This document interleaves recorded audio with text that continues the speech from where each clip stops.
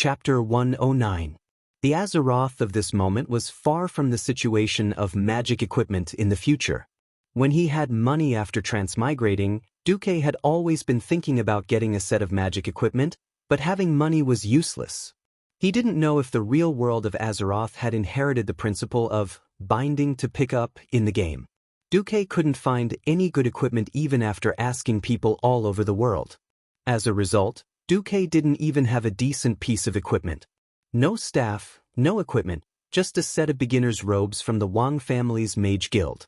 This was the real world, so there shouldn't be things like soul binding or level limits in the game. Just in case, Duque didn't dare to have too much hope and touched the two items. The system notification popped up almost at the same time. Fiend's Waste. This is a mage belt of unknown origin, surging with strange mysterious energy. Obviously, it will slightly increase the power of your arcane circuit.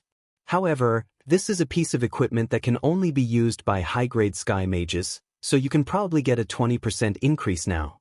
Accessory. Capacitor. This is a magic item that connects to an elemental world full of lightning.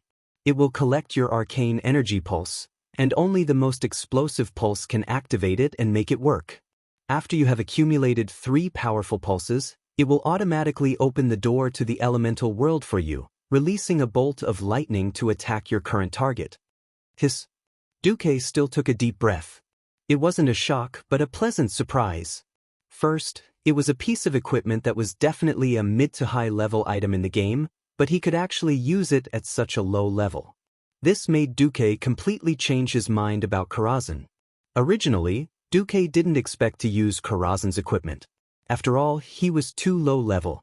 And these bosses in Karazhan, in the original history, only appeared in the middle of the game.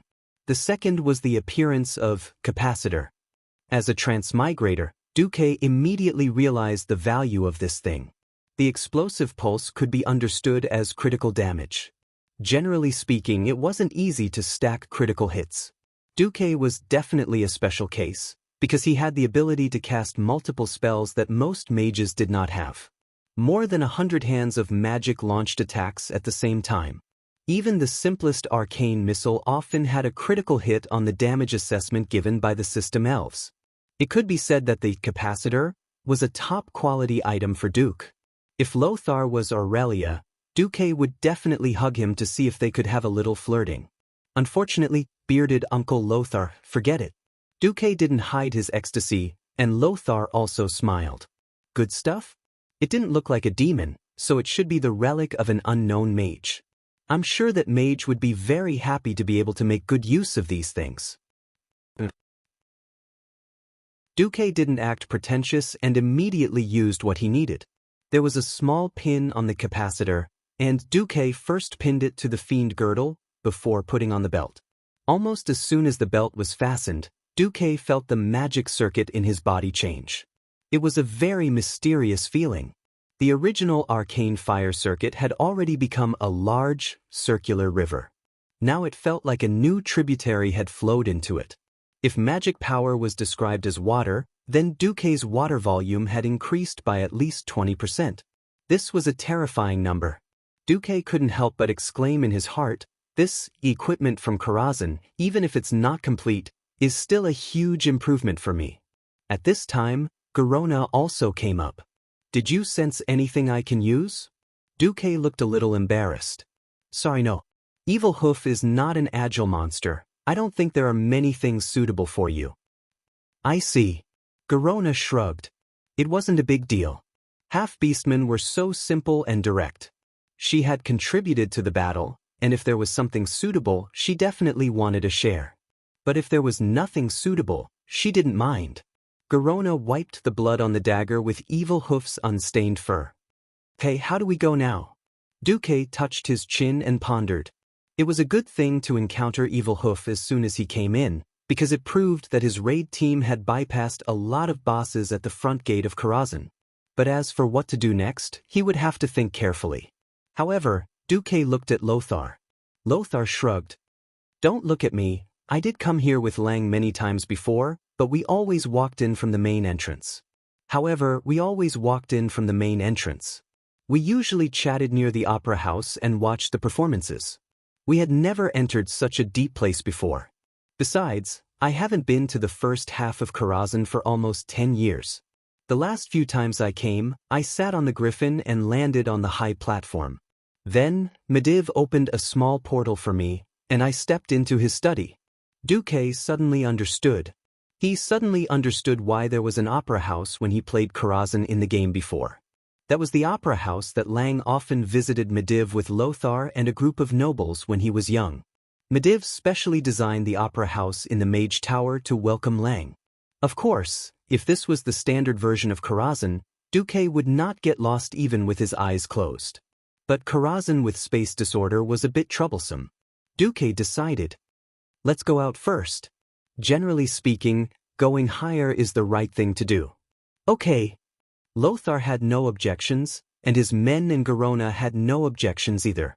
Just then, a powerful and evil will suddenly connected to the huge room. If it weren't for the huge blood-red fog that enveloped the room itself, Lothar and the others even suspected that the terrifying will would directly descend into the room. Tristan, what the hell are you doing?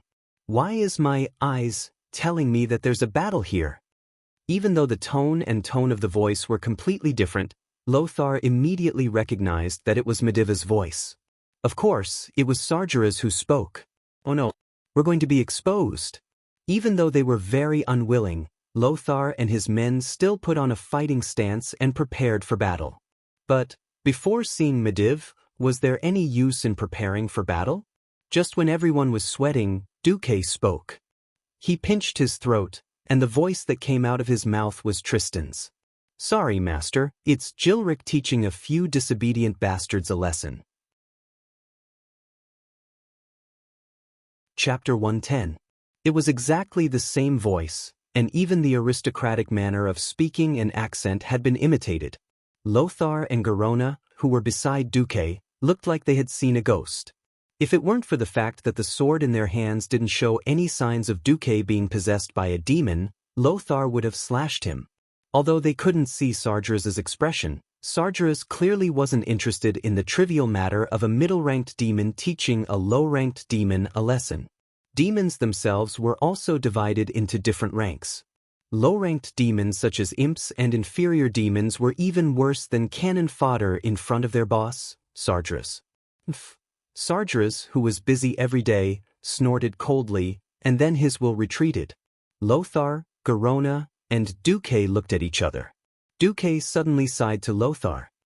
Fortunately, you weren't impulsive. Lothar curled his lips. I should be the one saying that to you. I've lived for more than 40 years, and I'm long past the age of impulsiveness. If impulsiveness and sacrifice can solve the problem, of course I don't mind. But I'm not only the kingdom's military commander, but I also shoulder the hopes of Lang and the entire kingdom's people. Before I see Mediv, I won't expose myself. Garona was curious about Duque's voice change. How did you change your voice? Duque rolled his eyes and argued. If you know, then you're a mage. What should he say?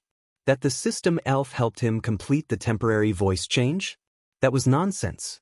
Since there was no way to explain it, he might as well push it to the realm of mystery. The assault team returned to their marching formation. Garona explored the way in front, while Lothar protected Duque as he moved forward. After entering the back door of Karazhan, the space was chaotic. Many times, there was no path at all, only a teleportation portal that emitted an illusory light. One could only judge whether to go in or not by the faint aura coming from the other side of the portal. Moreover, most portals were one-way. However, Duque relied on the system elf and didn't go the wrong way. Even Lothar was surprised, because he also found that his team should be moving higher and higher in Karazhan. Duque, how did you do it? You discovered the pattern of the portal? No, I judged it based on the humidity of the air, the dust, and the density of magic power. The density of the magic power. Noxus pondered. In fact, Duque was also talking nonsense. Being rich in mana was the most unreliable factor in Karazhan. Because this place was connected to the astral world, there were all kinds of astral world creatures. This kind of spatial rift that crossed worlds was completely unpredictable. He still relied on the Karazhan in his memory, and then let the system ELF simulate and compare the nearby environment. Although there were still times when he was wrong, most of the time his choice was correct. However, Duque's appearance had turned many terrifying risks into controllable ones. Astral flare, a high-energy spherical object that shines with light. If it weren't for Duque, the team would have suffered a shocking number of casualties. Because this thing would self-destruct. As a veteran player, Duque immediately associated this thing with the annoying monster in his memory. He turned an arcane impact into a palm and hit the incoming astral flare away. Seeing the astral flare explode violently, Noxus was tongue-tied. "Are you sure this thing won't alarm Medivh?" Duque tilted his head. "No, there's a huge astral rift here. Flare explosions happen every day. Here, even if you bring a few hundred people to a party, Medivh won't care." Another example was the ethereal thief. This monster was very unfriendly to melee professions. Although it had a human form wrapped in bandages, it was an unmistakable astral world creature in its bones. They could create a distorted space, temporarily taking away a person's strength and reducing their agility. After only staying in the spatial distortion for a dozen seconds, Noxus's face was already pale. When Duque used an instant pyroblast to teach the ethereal thief a lesson, Noxus's weak legs instantly regained their strength. After who knew how long, Duque and the others arrived outside a huge library. Duque frowned. He knew which boss was inside. "You stay outside. I'll talk to that person inside. If it doesn't work, I'll call you in. But it'd be best if Noxus and Garona come in. After all, other people will only be a burden." "You know who's inside?" Noxus raised an eyebrow. "I do. He's left a deep mark in the kingdom's history." Duke went in alone. He stayed inside for a full 10 minutes, but there was no sound of movement. 10 minutes later, Duque came out calmly. "Let's go." "We avoided a battle." Noxus asked tentatively, "Is there anything we need to know?" "Yes, we might have reinforcements." "You convinced the guy inside?" "Sort of." Along the way, Duque and the others arrived at a huge hall. There were many arcades and tall marble pillars on both sides of the hall. In the middle of the hall, on a high platform made of black and white tiles, there was a sudden flash of light. After the light disappeared, a group of figures appeared. Noxus couldn't stay calm at all. He saw his best friend and king, Lang. That Lang was so realistic that Noxus almost shouted out loud. Not only Noxus, but the elite soldiers behind Noxus also made a low commotion. However, whether it was Lang or the people around him, none of them moved. The same was true for the ferocious orcs opposite him. Of course, this was the Karazhan chess stage. Since there was already Evil Hoof and that person in front of them, Duque was not surprised at all by the appearance of Karazhan chess. "It seems that we're going to play a game of chess." Duque shrugged. He walked in front of a strange human-shaped statue. Suddenly, a voice came from the statue directly into the minds of Duque, Noxus, Garona, and all the soldiers. "You and your friend, are you ready to become a chess piece on the battlefield and join this battle?" Duque was slightly stunned. This seemed to be different from the Karazhan chess he knew. On the other side, Noxus had already raised his head and replied, "We're ready." The next moment, a white light emerged from everyone's body. In a completely conscious state, they suddenly found that their souls had been extracted and attached to the chess pieces on the black and white chessboard. The voice of the statue came again. "Fight, fight. The souls of the losers will be destroyed, and the winner will receive a reward." As the voice fell, everyone's expressions suddenly changed. Not only because this was a battle of souls, but also because there were so many more chess pieces on the other side. Chapter 111. When he arrived at this huge hall, Lothar already had some memories. The floor tiles and wall decorations here were very similar to Medivh's study and bedroom. Based on an intuition, he knew that Medivh wasn't far from him. As an old friend of Medivh for decades, he knew very well that there were many levels in Medivh's mage tower that could not be passed to the next level. For the kingdom, for Lang, for the people, Lothar did not hesitate at all. The current situation still made Lothar frown. The difference in military strength was too great. At some point, the chessboard had become a vast plain. Apart from the flat ground that was still filled with white and black squares, the place had expanded countless times. It felt as if he had been pulled into another world. There were at least 300 orcs in front of him. They were more burly than the orcs he had seen with his own eyes, and the surface area of their bodies was also more covered. They waved their weapons, and their mouths were full of fangs as they panted heavily, emitting a terrifying aura. Lothar's subordinates were already tough enough. On average, they were 9 meters tall, which would be huge men in the Seven Kingdoms. But the opposite side was even more terrifying. On average, they were 5 meters tall. In front of these guys, Lothar's elite soldiers could only reach their chests. Their body proportions were like that of an adult and a child. Looking at the heavy weapons that easily weighed more than 50 kilograms, Lothar's elite soldiers couldn't help but swallow their saliva. More importantly, Lothar saw more tooth ornaments on these orcs. He remembered Garona saying that only the bravest tribal warriors who had killed those recognized as powerful creatures alone were qualified to break off the fangs of those creatures and make them into ornaments to wear. Lothar saw a large number of huge fang ornaments that were longer than a human palm. How is this possible? Garona couldn't believe the scene in front of her. Black Hand and his personal guards? Black Hand? You mean the strongest orc tribe, Great Chief Black Hand? Wait, you're Lothar? Garona's appearance hadn't changed. Before they set off, Lothar had given her a suit of fine steel armor that only the elite warriors of Stormwind City were allowed to wear. However, she had changed from infantry to cavalry. She had clearly become a horse on the chessboard. Lothar's subordinates all became chess pieces on the chessboard. His face was still his own, but his equipment was a little different.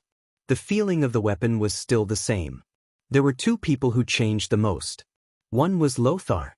Because he was wearing the golden armor of the Lang from the chessboard just now, the shining lion armor with golden threads, the symbol of the king's identity, the full golden helmet that looked like a lion's mouth, and the gold-edged white cloak behind him. Other than Lang's king's sword in his hand, this was exactly what King Lang would wear on the battlefield. This kind of rebellious attire made Lothar feel extremely uncomfortable. If Noxus was the only one who experienced such a change, he would probably die of shame. For some reason, Noxus felt much better with someone accompanying him. He was wearing a scarf made of a soft white feather collar. The scarf was connected to a long cloak that reached the ground. Dressed in a clean and dry mage robe, Duke, who had an ordinary appearance, now looked like a scholar. The most eye-catching thing was that Duque was holding something that belonged to Mediv in his right hand, the artifact that symbolized the glory of the Guardians, the Staff Itish Guardian. Well, it seemed that Anduin had taken the role of Lang, and Duque had become Mediv. Duque glanced at his own attire and sighed softly.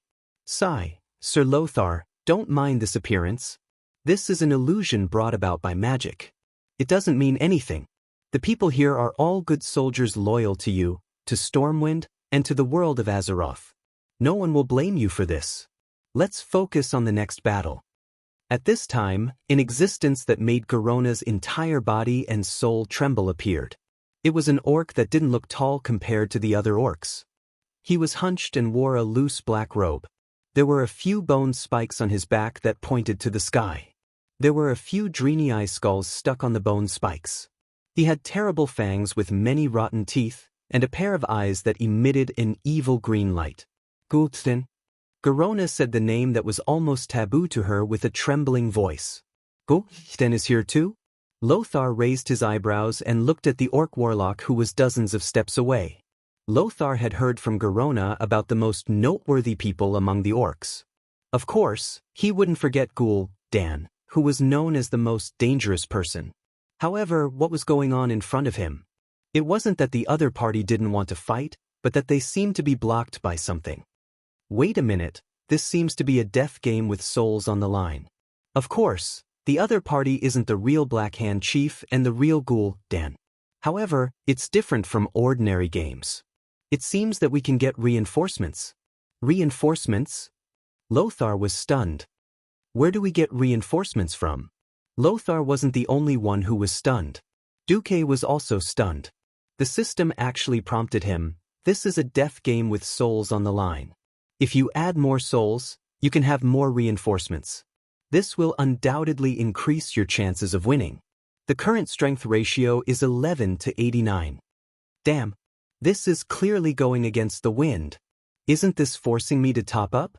Is this another stupid game where I don't have money to play? Are you kidding me? The next moment, Duque decisively slapped his own mouth. This was because he saw on the list that the system elf projected on his retina that he could use to top up. The muscles on Duque's face showed what it meant to be temperamental in just a few seconds. Actually there are reinforcements. It's just that they look a bit bad for the city. Don't mind them. As long as it's for victory, for Azeroth. Lothar was extremely magnanimous. Anyway, without you, we probably wouldn't have made it here. If you have any tricks, just use them. Just as Duque was about to summon those guys, a bright red and dazzling warning text on his retina made Duque's head hurt. Warning! Warning! The chess pieces that you've summoned are the monsters that you killed back then. They are powerful and inhumane. If you let them enter the battlefield, there's a 99% chance that they will rebel and join the enemy's camp. Damn, isn't this just throwing a rock at my penis? What's the solution? Duque almost cursed at the system elf. You just need to inject your integrity, humanity into them, and they will completely listen to your instructions in this battle. For a moment, Duque almost didn't want to top up. But he immediately felt gazes from all directions. Lothar's gaze, Garona's gaze, the elite soldier's gaze, and even the gazes of millions of humans. Duque gritted his teeth. For faith, top up. Chapter 112. If it was before, Duque would have thought that he was crazy. Now, he felt a bit like a gambler. He could have pulled out early, but he hoped to win everything back through a big comeback. He had put on even more moral integrity in order to win and gain more recognition after defeating Medivh. At the same time, he had also taken back his own moral integrity. Thinking deeper, it was not the case at all. The seemingly crazy move actually stemmed from a heavier sense of responsibility. Khadgar hung up. The heavy burden of fate that originally belonged to Khadgar fell on Duque's shoulders. The fate of the kingdom, the fate of mankind, and even the fate of the entire planet Azeroth were controlled by Duque's choice. Of course, Duque could not put on his integrity and let Lothar's elite soldiers fight to the death in their current state. Although they had long disregarded life and death, who could guarantee that they would be able to win by sacrificing them? Who could guarantee that there would be no sacrifice in the next round of chess? Could Duque live up to their burning and trusting eyes? Duque did not know that he was standing at a crossroads with countless crossroads. Countless people stopped at this crossroads that required great courage. Because of human instinct, people often chose to protect themselves. Perhaps they chose to escape because of cowardice. Perhaps they chose to sacrifice others because of indifference. Or perhaps they were arrogant and supercilious. But unknowingly, Duque chose to follow his heart. He wanted to change this history and change the direction of the river of fate. So, he took a step that even he did not dare to imagine before. Lothar had always had amazing intuition. As a half-orc, Garona's senses were also quite sharp. Both of them almost immediately noticed the change in Duque. Before this, there had been a tragic atmosphere spreading among the team, and everyone was ready to sacrifice. But with the change in Duque's soul fluctuations, everyone suddenly found that they had many more companions around them. More than 1,000 funny-looking murlocs. They held extremely primitive weapons and roared at the orcs opposite them. More than 200 giant gnolls more than 2 meters tall. Among the hundreds of Nagas, there was a female Naga siren priest. Lothar's elite soldiers were dumbfounded when they were suddenly surrounded by such a large group of monsters. Our reinforcements. Duque laughed heartily. Ha! Long live Sir Marcus. Victory! Victory! Morale soared. Noxus, on the other hand, was surprised. Then he looked a little sad. He approached Duque and asked in a low voice, "Did you pay with your soul?" "What integrity? Just pick it back up after you lose it." That was what Duque wanted to say at first, but the words changed when they reached the tip of his tongue. Everyone is prepared to sacrifice themselves for humanity, and I'm the only one hiding in the safety circle. Is that appropriate? You. Staring at the orcs opposite him, Duque's vision seemed to go beyond this strange chess space, beyond Karazhan, and beyond the whole world. If there comes a day when I fall into madness because of the loss of my soul, please destroy me with your own hands. For some reason, Duke's smile seemed so light, yet it was as heavy as a mountain. Lothar suddenly found himself choking. He patted Duque's shoulder with one hand. "Okay, if there comes a day, I will do it myself. But if I am lucky enough to return to Stormwind, I will spend the rest of my life sculpting a huge statue for you that the whole country can see, in the King's Valley." This was a man's promise. This was a hero's promise. Duque suddenly found that he had completely gained the approval of this epic hero, Anduin Lothar. With a faint smile on his face, Duque turned his head. "Let's take care of these guys first." The combat power of the two sides had changed because of Duque's soul charge. Duque used 5% of his moral integrity as the price in exchange for an increase in combat power. From the initial overwhelming disadvantage, the two sides' combat power was 45 to 55. And this was just a simple increase in numbers. Duque could not expect these guys he killed to perform well. Noel Hogg and his little brother, the gray-scaled Naga Siren Priest, a group of male Nagas, and more than 1,000 unreliable Murlocs. Such a combination of land and sea was extremely unreliable. Not only Duque saw it, but Lothar also saw it. "Duque, are these guys under your control?" "I plan to let the Murlocs attack from the right side first, and then the Gnolls from the left." Lothar was a man who knew his soldiers well. He immediately understood Duque's plan.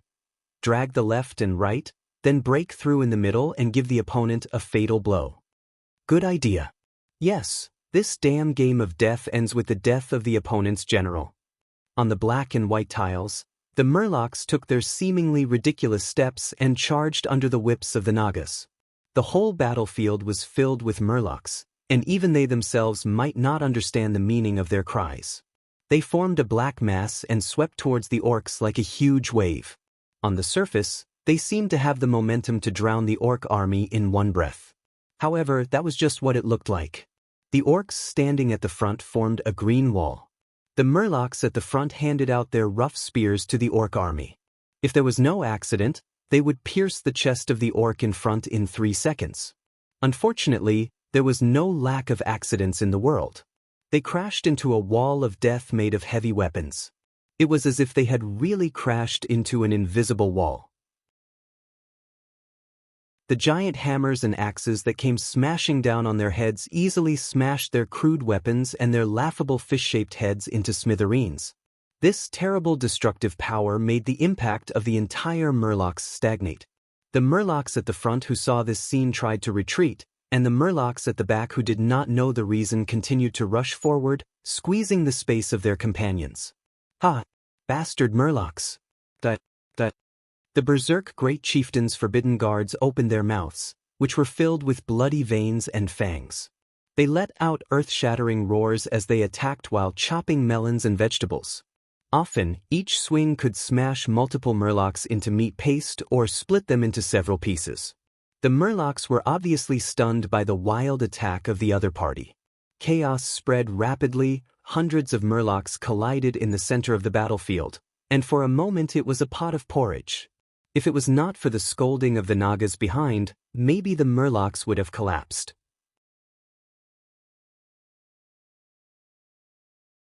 Chapter 113. Lothar and his soldiers frowned at this pig-like teammate. It was worse than a farmer with a pitchfork who had no combat experience at all. If they didn't know that this was Duque's cannon fodder, they would probably be cursing. 2 minutes later, the situation changed again. The orcs' formation was in chaos. After the orcs drank the demon's blood, every green-skinned orc had extremely wild genes in their bodies. Even though this was a simulation brought by the chess checkpoint, it reflected this fact. After a short confrontation, the guards of the great chief brandished their heavy weapons and charged into the murlocs.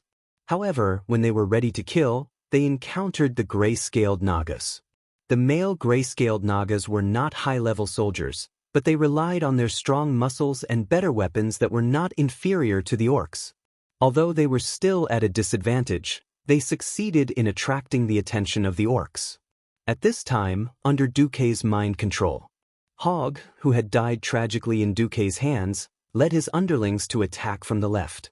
Duke suddenly felt an inexplicable sense of joy. Because of the addition of the demon's power, Hogg and his underlings, who had almost taught Duke how to be a human, all grew bigger and became so burly. Now, when the system prompted that Hogg's soul could be inserted, Duke was a little worried. He didn't know if this was a trash version of the Knoll without the demon's power. One had to know that the original Knoll was less than a meter tall. This kind of body size was really worse than whack-a-mole against the orcs. Fortunately, Duke had an enhanced version of Hogg, and the soul he had invested was also an enhanced version. These Gnolls, who were more burly than the murlocs, relied on their superior agility to successfully entangle more than 100 of the great chief's guards. Even though Blackhand's direct subordinates were stronger, they couldn't gain the upper hand for a while. Lothar and Duke looked at each other. As the saying goes, great minds think alike. They knew that the opportunity had come. For glory, charge. Lothar waved the king's sword and charged. Male lions rarely participated in hunting. Most of the time, the task of hunting for the lions fell to the lionesses. Very few people knew that when a lion that was lazy all day attacked, its aura was so terrifying.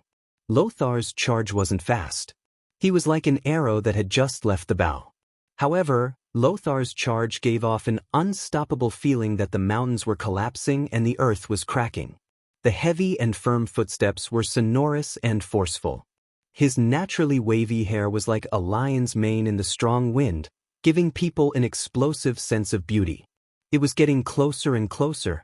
Noxus could clearly see every single strand of hair on the face of the Orc Imperial Guard. He was panting heavily, and every single tooth on his mouth was so unconventional. He even vaguely felt that he could smell the foul breath of the orcs' mouths. Lothar leaped forward like a lion pouncing on its prey. He raised his shield and charged into the middle of the Orc Royal Guards. At that moment, in the eyes of the elite soldiers who were charging with Lothar, their beloved Sir Lothar seemed to be the incarnation of the god of war and the symbol of invincibility. Following Lothar's back and looking at the cloak embroidered with the emblem of Stormwind on Lothar's back, they felt like they were fighting with the god of victory. A surge of hot blood surged into their hearts, causing every corner of the warriors' bodies to boil. In the blink of an eye, Lothar had already killed 3 Orc Royal Guards. Their extremely swift counterattack in the eyes of outsiders was as laughable as clowns in slow motion in Lothar's eyes. Thrusting the sword, drawing the sword, and the fatal attack were completed in the time it took for a spark to fly off a flint. The weaker warriors couldn't even see how Lothar cut the orc's throat with the blade of his longsword. If Lothar's attack was still traceable, Garona's attack was even more strange and swift.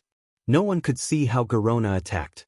The appearance of this female half-orc, who was petite compared to the orcs, was bound to be accompanied by the scene of several orcs covering their vitals and falling to the ground with blood gushing out of their fingers.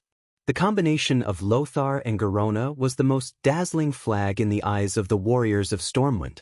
No, there was another dazzling flag, Duke. 36 hands of magic appeared out of thin air, and shining arcane missiles tore through the void and poured down like a storm on the Orc Royal Guards who were trying to surround and annihilate Lothar. Not only the missiles, but there was also an endless stream of lightning. The frequency of the lightning was so high that it almost made people forget whether Duke was using arcane missiles or thunderbolt. Duke's magic skills were so superb that he even used dazzling spells to shoot down Dan's rain of fire that was trying to hit Lothar. The collision of arcane spells, lightning, and flames formed a magnificent scene in the sky above the battlefield. Duke's extremely accurate cover made Lothar remember that there was only one chance. Once they were surrounded, the humans at a disadvantage would only be drowned in the raging sea of orcs and face destruction in despair. The performance of the three made the elites of Stormwind almost forget time and space, and subconsciously locked their eyes on the three of them. They only came back to their senses when the first orc warrior who was struck let out a pained wail. They focused all their attention on this battle where their lives and souls were on the line. For some reason, there was a burning passion in the chests of the warriors. They couldn't wait to end this battle with victory, and then tell the heroic deeds of these three legends to their comrades, relatives, and everyone who paid attention to the world of Azeroth. Lothar pulled out his long sword, and the last orc royal guard in front of him let out an angry and desperate scream. When the burly body that was like a wall collapsed, there was no longer any barrier between Lothar and the great chief's black hand. The battlefield instantly fell silent. Another tall and burly orc with reddish-brown skin with explosive muscles appeared. He raised his huge warhammer high and waved it at Garona. King against king. General against general. Traitor Garona, your opponent is me, Orgrim Doomhammer. Beside him, Dan leaned on the infamous skull staff and pointed at Duque from afar. Kid, your opponent is me, Thin. Duque's pupils suddenly shrank, and the breath in his chest seemed to carry a certain excitement. He didn't know what the situation in this chess space would be like. He only knew that in this group of people, only he could fight against Dan. Come.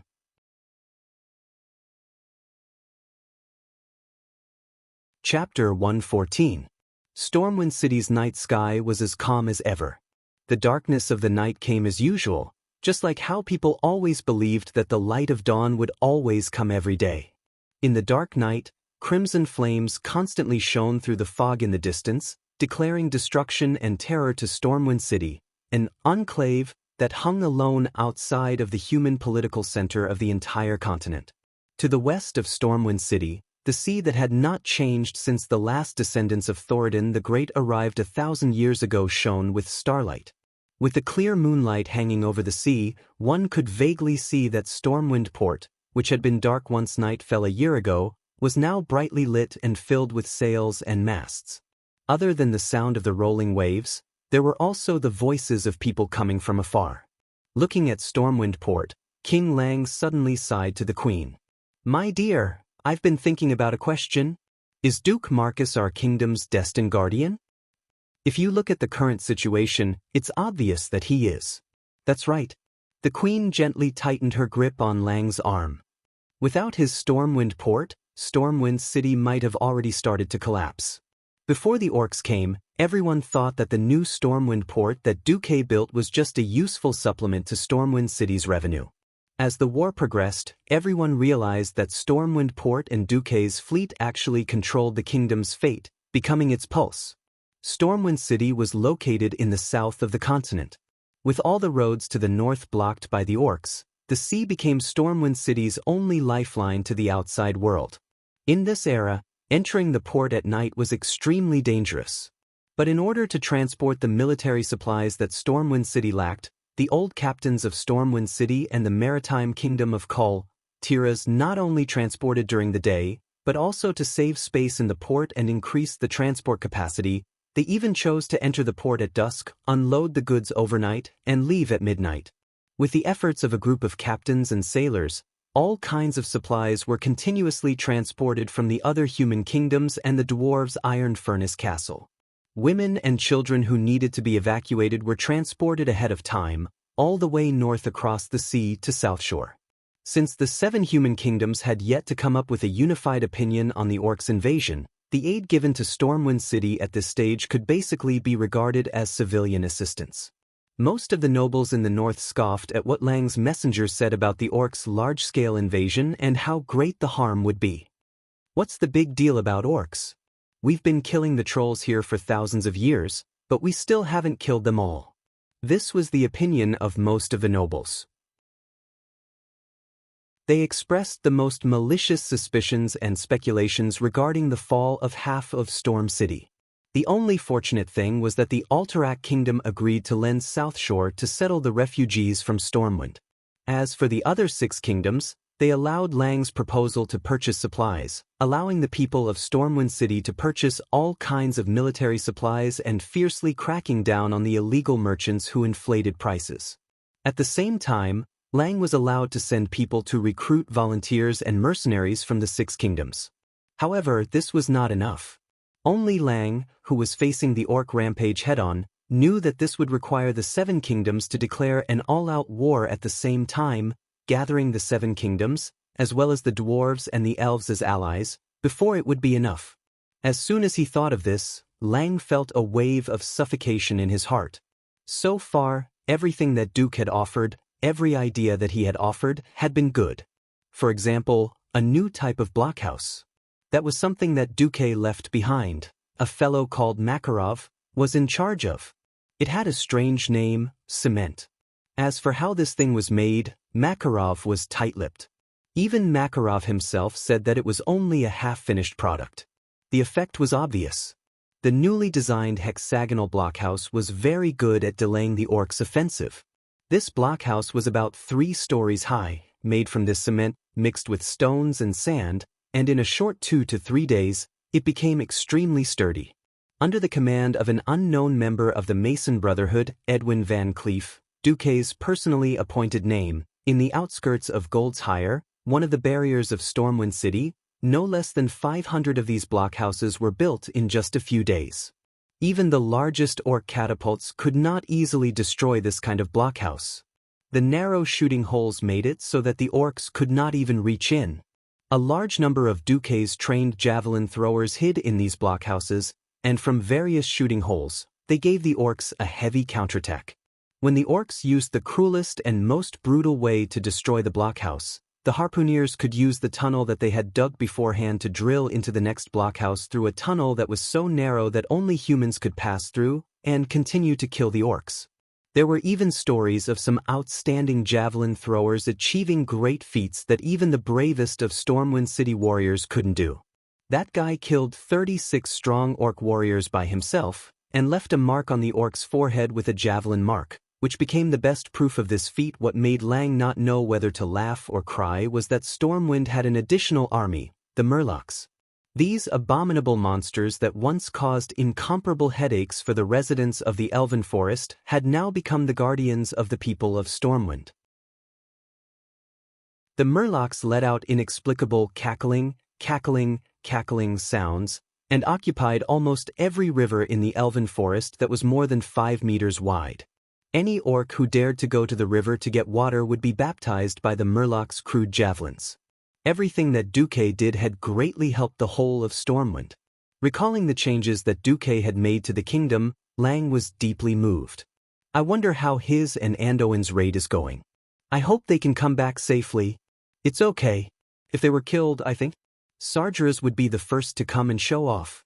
The queen comforted Lang gently. Lang suddenly smiled bitterly. Nearly 1,000 years ago, my ancestors came to Stormwind City, cut their way through brambles, and started a magnificent era for the people. No matter what, I don't want Stormwind City to be destroyed in my hands. You won't. Instead of thinking about this, why don't you think about how you will reward them for their achievements if they return in triumph? How about erecting a statue for them in the King's Valley? Good idea. At this moment, Duque, whom Lang and the entire upper echelons of Stormwind had placed high hopes on. He was facing the most dangerous battle since his transmigration.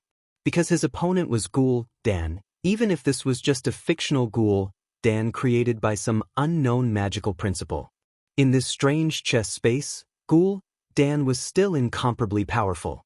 Breathing in the slightly cold air, Duque felt the smell of blood and dry heat in his nose. He couldn't suppress the excitement in his heart, telling himself that he was writing a legend that belonged only to him at this moment.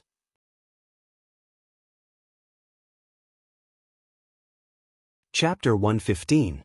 Duque raised his head and glanced upwards. In this chess space, time and space had already disappeared. Through the battlefield that was filled with swords and blades, there was only an endless black and white grid in the distance, while the sky was empty. The only thing he could pay attention to was his opponent. On the other side, Lothar was fighting Blackhand to the death. It was not an easy task.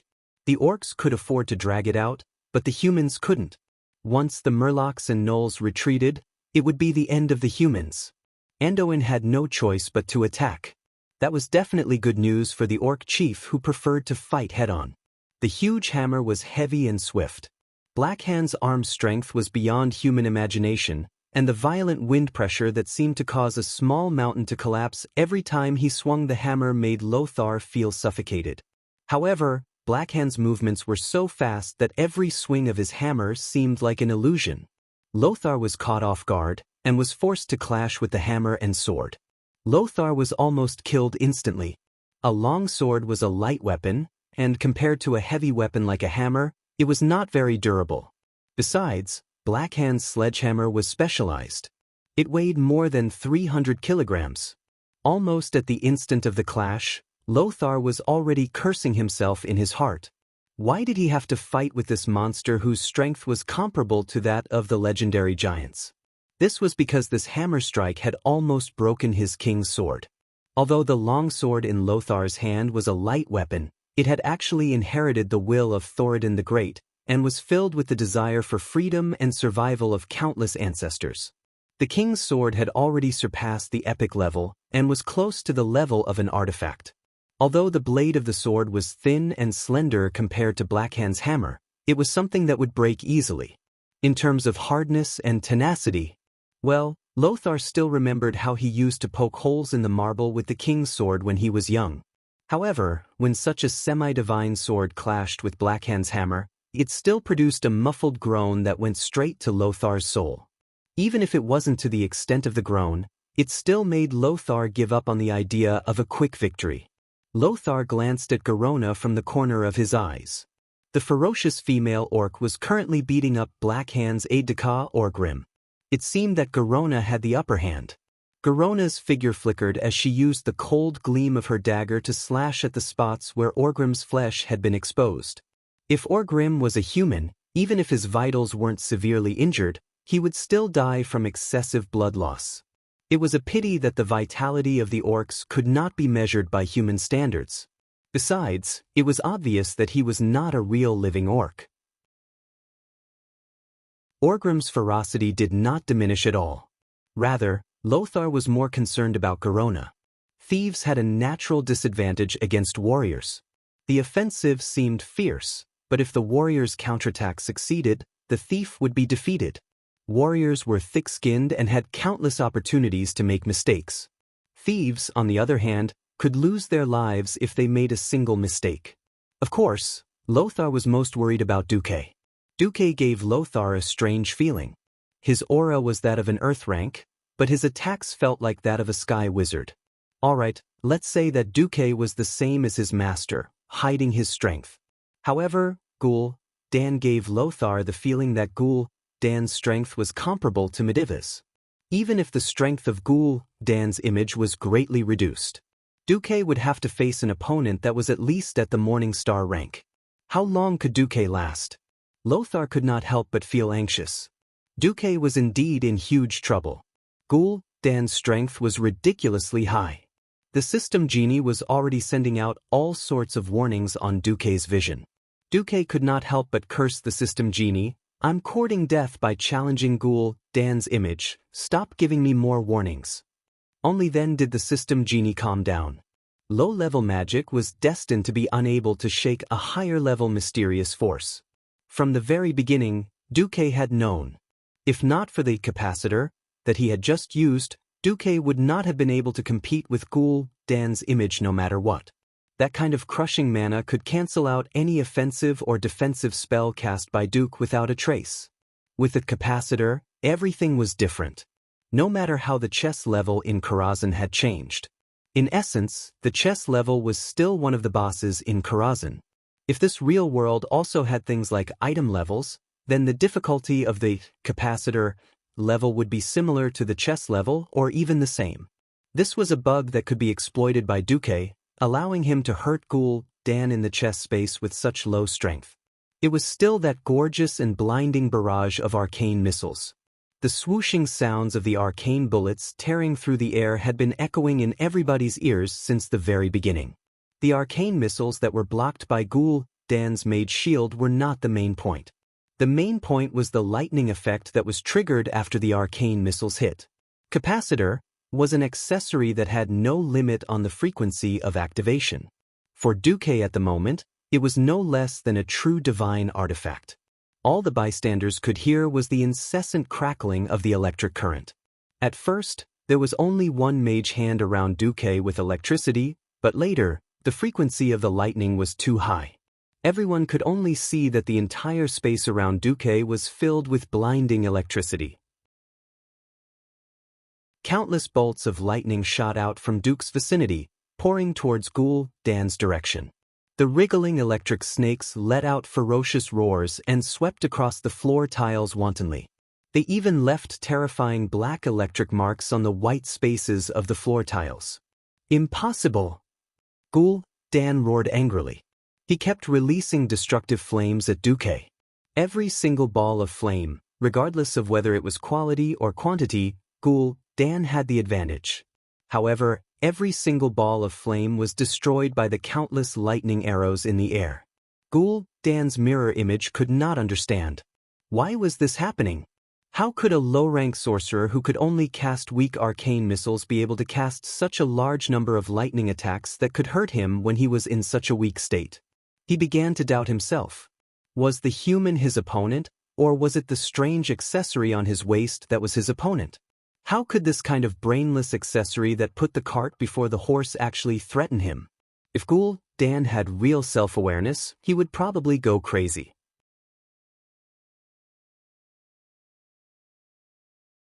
Chapter 116. The scene in front of his eyes was extremely weird. Lothar was so infuriated by Duque that he didn't know whether to laugh or cry.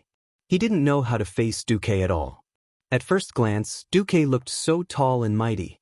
His short black hair was all standing up because of the arcane energy waves. Wearing the classic robe of the Royal Mage group of Storm City, Duque stood at the center of the battlefield with two clusters of blue and purple arcane energy in his hands. Countless hands of magic made of white light floated in the air, and the light from the continuous barrage of purple and blue arcane bullets reflected the relaxed expression on Duque's face. He wasn't very tall. Perhaps because he was too young, Duque was even shorter than everyone on the scene, but everyone felt that he was taller and more stalwart than anyone else. His pair of black eyes were like obsidian embedded in his eye sockets, deep and wise.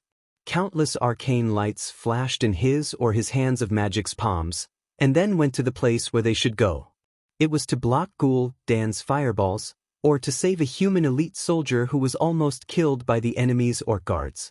Lothar had seen more than once that his men were in a crisis of certain death, but they were all saved by the lightning arrows that Duque released with multicasting.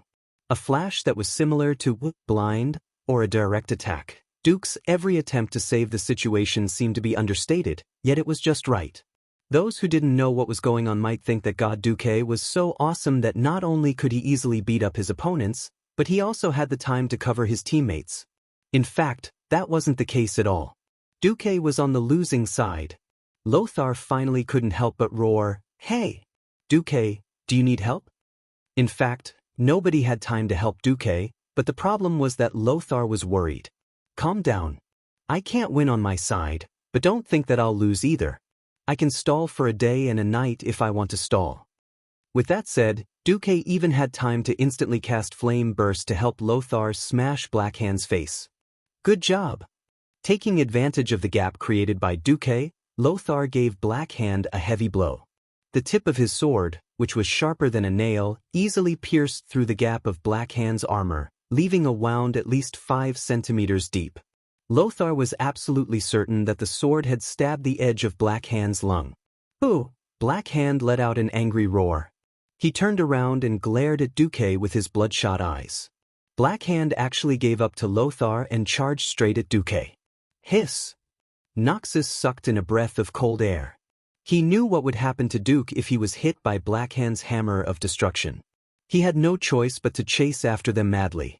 Even if it wasn't Blackhand's true body, that mountain-like terrifying figure could easily make even the most valiant of warriors feel weak when they saw it.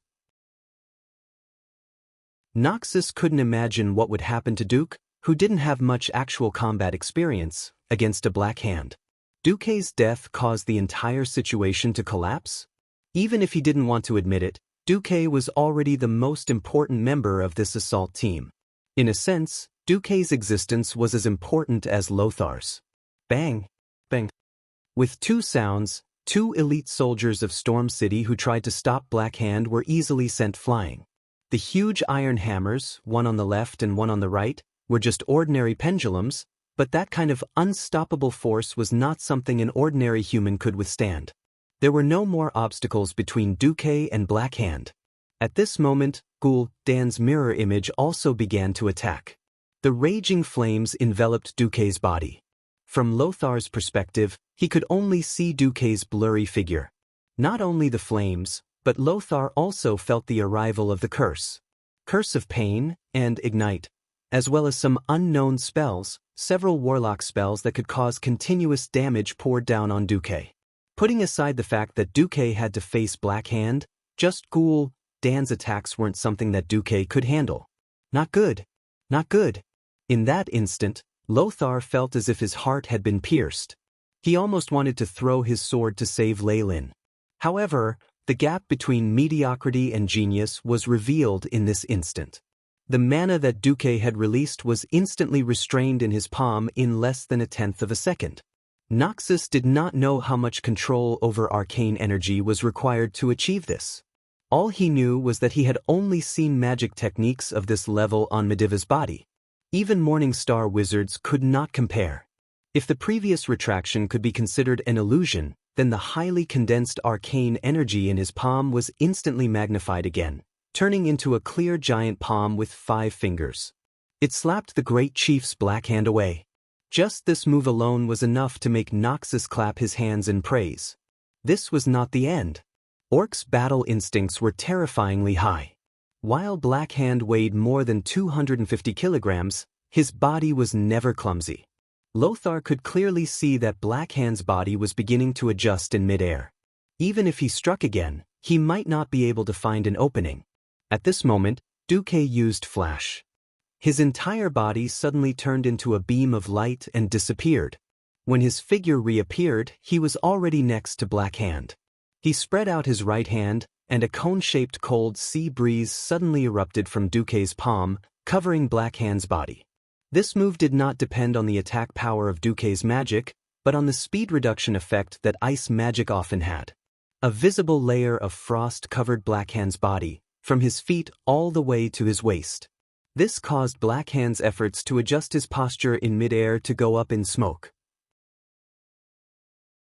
Most importantly, Lothar suddenly discovered that because Black Hand could not adjust his body, his entire back was facing him. Through the gap between Black Hand's armor and helmet, Lothar had a wonderful opportunity to kill Black Hand. In the chest space, the great chief Black Hand relied on his amazing strength, but this shameless man actually wore 2 sets of armor. The outside was a steel plate that was a full 3 centimeters thick, and the inside was an unknown leather armor. This made it difficult for Lothar to find an opportunity to kill Black Hand. But now it was different. Because of this rare body position, Lothar's longsword was able to smoothly stab into Black Hand's heart. Chi! The king's sword pierced the muscle between the back and the shoulder blade, straight into Black Hand's heart. For a moment, Lothar was worried whether this strange chest space would renege on its promise, such as counting orcs as undead creatures or something. Obviously, Lothar's worry was unnecessary. Suddenly, hundreds of lightning bolts struck down from the empty sky. Boom! Almost every soldier who was engaged in a fierce battle became absent-minded. Fortunately, the chess level abided by the rules. After the lightning bolt struck, all the enemies, including the Murlocs, Nagas, and gnolls summoned by Duke, disappeared without a trace. Did we win? Lothar was still a little skeptical.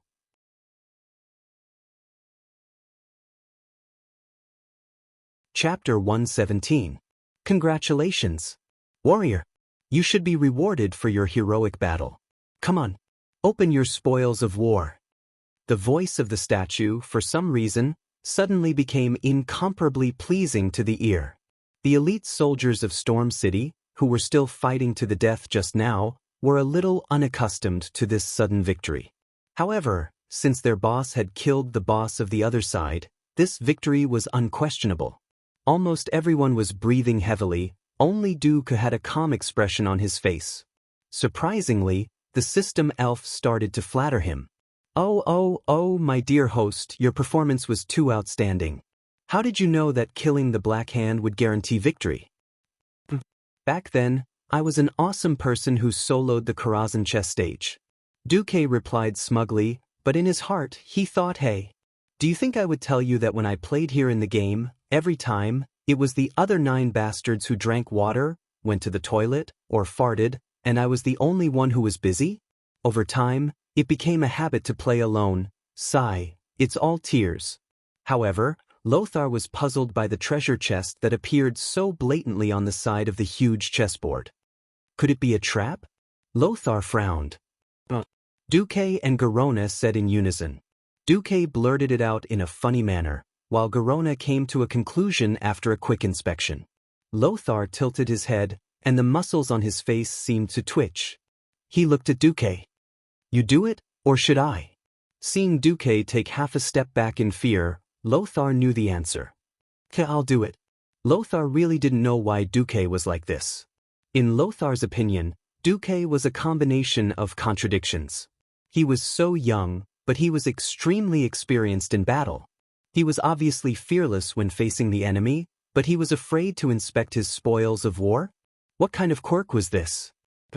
Mages seemed to be mysterious and neurotic guys. Compared to Duque's minor problems, Lothar regarded Duque as a perfect saint. Lothar didn't even extend his hand, and the brown wooden treasure chest that was studded with gems opened on its own, revealing the good stuff inside. The sword. A ring. A leather pauldron. First was the sword. Looking at the unique scimitar shape and the red blade, Duque guessed that it was the king's protector. It was a one-handed sword that did not appear in history but in the game. Even though it had decent attributes, the fact that a scimitar was classified as a sword still made many players ridicule it. Duque was impressed by Lothar's one-handed sword, which was a favorite of defense warriors. What was interesting was that out of all the warriors present, not a single one wanted it. What? None of you want it? Duque was stunned. Noxus waved the king's sword in his hand. A warrior's weapon is the most important. We won't change our weapon unless it's absolutely necessary. In the face of life and death, the slightest difference in touch can be fatal. The other warriors nodded. Well, fine, you guys have a point. Then I, a mage, won't have to worry about stealing equipment. I'll give it to Windsor to show off later. There was no such thing as binding in this world anyway. Duke grandly took the defensive warrior's treasure for himself and casually put it into the space bag he bought at a high price. Yes, there were dimensional bags in this world too. But they were extremely expensive. A linen dimensional bag produced by Dalagen that could only hold 8 items that did not weigh more than 10 kilograms actually cost 100,000 gold coins. And it was a fixed price, no bargaining allowed. Damn, if it wasn't for the fact that Duque was in urgent need of it, he would definitely exchange all the gold coins and beat that profiteer to death. Duque thought to himself, I must go and practice the killering skill when I get back. There was also a leather pauldron, cruel shoulder blade, which naturally belonged to Garona. The female half-orc immediately took off her metal pauldron and put on a leather pauldron, looking as if she would beat up anyone who tried to snatch it from her. Sorry, take it if you like it. Noxus was not angry at Garona. The last ring, Ring of Circulation, was a typical mage ring. When Duque put the ring on his left thumb, he felt the magic circuit being expanded again. A new small circuit was built, and magic seemed to flow into the ring through the arteries of the finger. After being amplified by the ring, it flowed out of the vein with a surging feeling. System notification: you are wearing a magic item, Ring of Circulation, that is far beyond your ability. Obviously, the maker of this ring is quite friendly to low-level spellcasters. The gentle magic circuit buff allows you, an earth mage, to get a 30% bonus to the original attributes of the ring. The damage caused by your magic effects and the chance of a magic critical hit are slightly increased. Looking at Fiend Belt, Capacitor, and Ring of Circulation on his hand, Duque's desire to level up became even more urgent.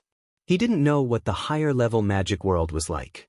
Obviously, it was a world that he couldn't imagine. There was no reason, just a hunch that if he defeated Medivh, he would be able to level up. That was what the aura of fate told Duque. At this moment, Noxus came up to him. "Did you alarm Sargeras just now?" Duque shook his head. "I don't think so. A big shot like Sargeras is also very busy. After returning from the chess space, I sensed several interworld astral communications. Don't forget, Sargeras is the boss of the Burning Legion." Noxus nodded. The enemy was too strong enough to make most mortals despair. 10,000 years ago, almost all the strong people on planet Azeroth had gathered to barely destroy the portal and drive Sargeras away. Could they do it with just these few people? The hesitation was only brief. Noxus quickly shook his head to get rid of the bad thoughts. He turned his head and said to his subordinates, "Gentlemen, the road ahead is still difficult, but I believe we can still overcome it. For the battle later, let's rest for 15 minutes and then continue on our way." None of Noxus's men had died in the battle just now. The most miserable guy was only moderately injured, and with the priest's healing spell, he had barely recovered his combat power. In any case, this result was already very impressive. Defeating a demon boss in a row and breaking through a strange chess stage had raised everyone's morale a lot. "What's next?" Noxus asked. "I don't know. The space in Karazhan is chaotic. If we're lucky, we'll go to Medivh's bedroom or study. If not..."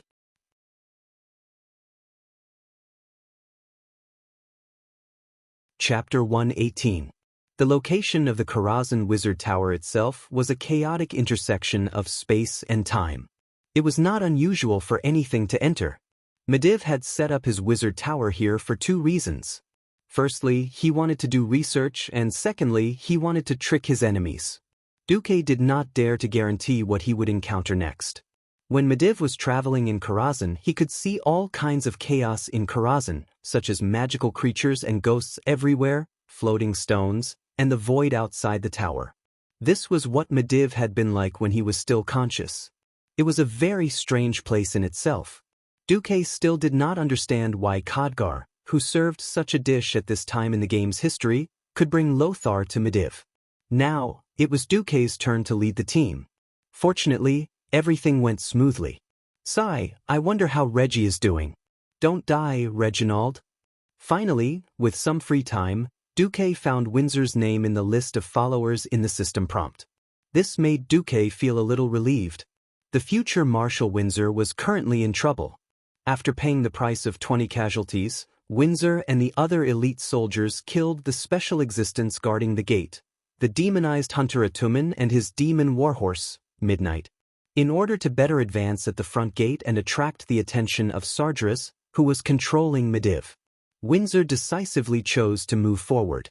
Originally, Windsor was prepared for a fierce battle. Who knew something unexpected would happen? "Oh, praise Stormwind City. His Majesty has finally sent people to save us." When he first saw these guys, Windsor was still wondering if it was a trick of the demons. But soon, Windsor was drowned. These well-dressed nobles in front of him actually had powerful backgrounds. Baron Rafer Drigel Count Crispin Ferens Countess Dorothy Mills Deep Countess Catriona Warnindi. Damn, those scary green dwarfs are everywhere. We didn't have time to evacuate to Stormwind City, so we came to Karazhan to seek protection from Guardian Medivh. Medivh's butler, Mr. Moros, took us in. But recently, a series of unknown events have happened in Karazhan. Many demons have come out. It's too scary. We can only stay in the dining room on the 3rd floor. These nobles were complaining to Windsor and the other warriors about their terrible experiences. Windsor was also embarrassed. He originally wanted to kill all enemies on sight, but who would have thought that a bunch of grandmasters would appear? 1, 2, except for the weakest Baron Drugel, there was a large group of counts. If one were to encounter these fellows anywhere else, it would be enough to make any soldier bow and scrape for a long time. Now that he had encountered them, he could not ignore them. If he did nothing to save so many nobles, once this matter was exposed, he would be hanged on the gallows when he returned to Stormwind City. Ladies and gentlemen, I have a piece of unfortunate news. Mr. Mediv, the protector you rely on for protection, might have been possessed by the demons of the Burning Legion. We are on our way to take down Mediv.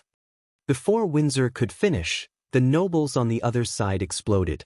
Oh no, impossible! Oh my God, this is too scary. Soldier, as the Count of the East of Elven Forest, I order you to protect us as we leave. Immediately. Immediately. Although Windsor repeatedly emphasized his duty, the nobles screamed as if they had lost their minds. They used all kinds of threats and temptations to force Windsor to obey them. The only fortunate thing was that these nobles did not have servants or attendants with them.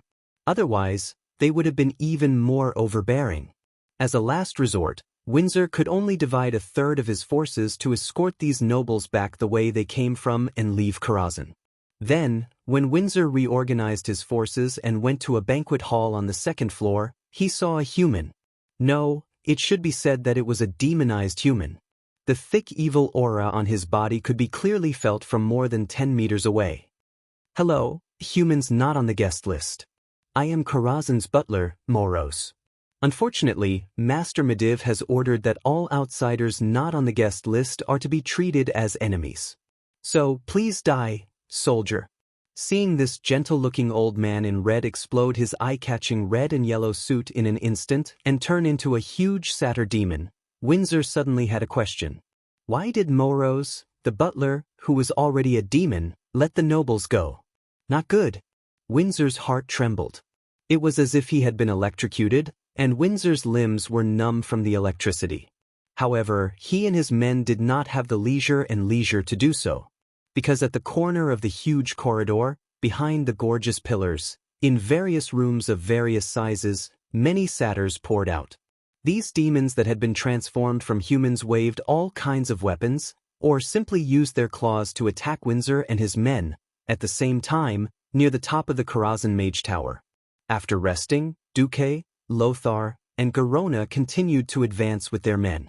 After defeating the enemy in the chest checkpoint, a door opened behind the strange statue. Behind the door was an ordinary long flight of stairs, but when Duque and his men climbed the stairs, they suddenly found that the space was distorted again. This flight of stairs was not the one that led to Medivh's bedroom as expected. Instead, it led straight to the roof. In fact, when he saw the roof, Duque already had a bad feeling. When he saw the huge figure with bluish-green skin, Duque still said in his heart, "Holy crap!" It was a gigantic demon. He was dressed like a strong man. He wore 2 pauldrons, gauntlets, belt, and leggings. Most of his skin was exposed.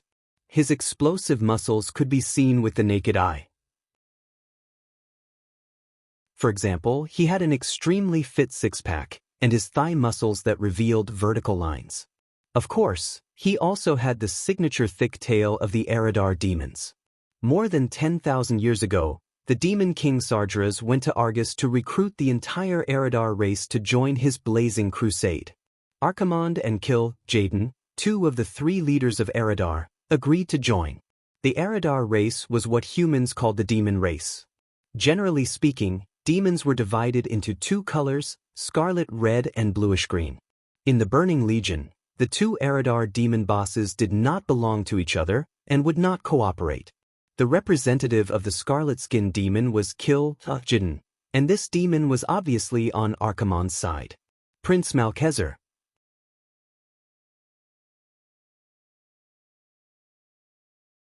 Chapter 119. The sky was gloomy. Next to it was the outline of the Mage Tower, the Outer Tower, and the Auxiliary Tower, but this was not the sky that could be seen from the outside of Karazhan. The distortion of space and time made it so that when people looked out from the huge rooftop square, they could only see gray chaos. Evil energy tumbled in the void like boiling soup. Strictly speaking, Prince Malaxer should not be here. Prince Malaxer's appearance here gave Duque the feeling that he was the transmigrator. Duque looked at this huge demon that was as tall as 3 people and frowned. This big guy, who was supposed to be the final boss in the future, now looked more like a watchdog that had responded to Sardra's summons. He declared the demon's ownership of this place to every intruder that successfully arrived, which meant that the power of the king of demons would descend upon everyone present and punish those who displeased his master. In fact, that was what Prince Malaxer did. He frowned almost as soon as he saw Duque, Lothar, and the others. This dark green demon with 3 mysterious tentacles under his chin roared, "Puny humans! I don't know how you came here. But since you can come here, it means that the trash I arranged in front has either been defeated, or you have deceived the entire defense system so that I can't receive any news of your invasion." Lothar did not speak. He still held the shield in his left hand and waved his sword in his right hand. Then he winked at Duque. "Good job." He did not say it out loud, but that was what he meant. Prince Malaxer proudly took a big step forward. His huge hooves stepped on the limestone tiles, which made a sizzling sound due to the inexplicable high temperature. "I don't know how you did it, but that's not important. What's important is that you will all die here, and your souls will become mine. Submit to me, mortals, or else your souls will suffer for 10,000 years." The prince's loud roar echoed throughout the entire rooftop. The strange surrounding space made Prince Malaxer's voice tremble. Lothar's elite soldiers suddenly trembled. They never lacked courage, but some enemies could not be dealt with courage alone. However, you're just a dog that only knows how to fart. If it were your boss, Sardras, saying these words might be able to scare people, but you? Far from it. Duque replied, "I hate this guy. Can I get rid of him?" Garona gave off an obvious feeling of agitation. Lothar, "All right, ladies first." Duque rolled his eyes.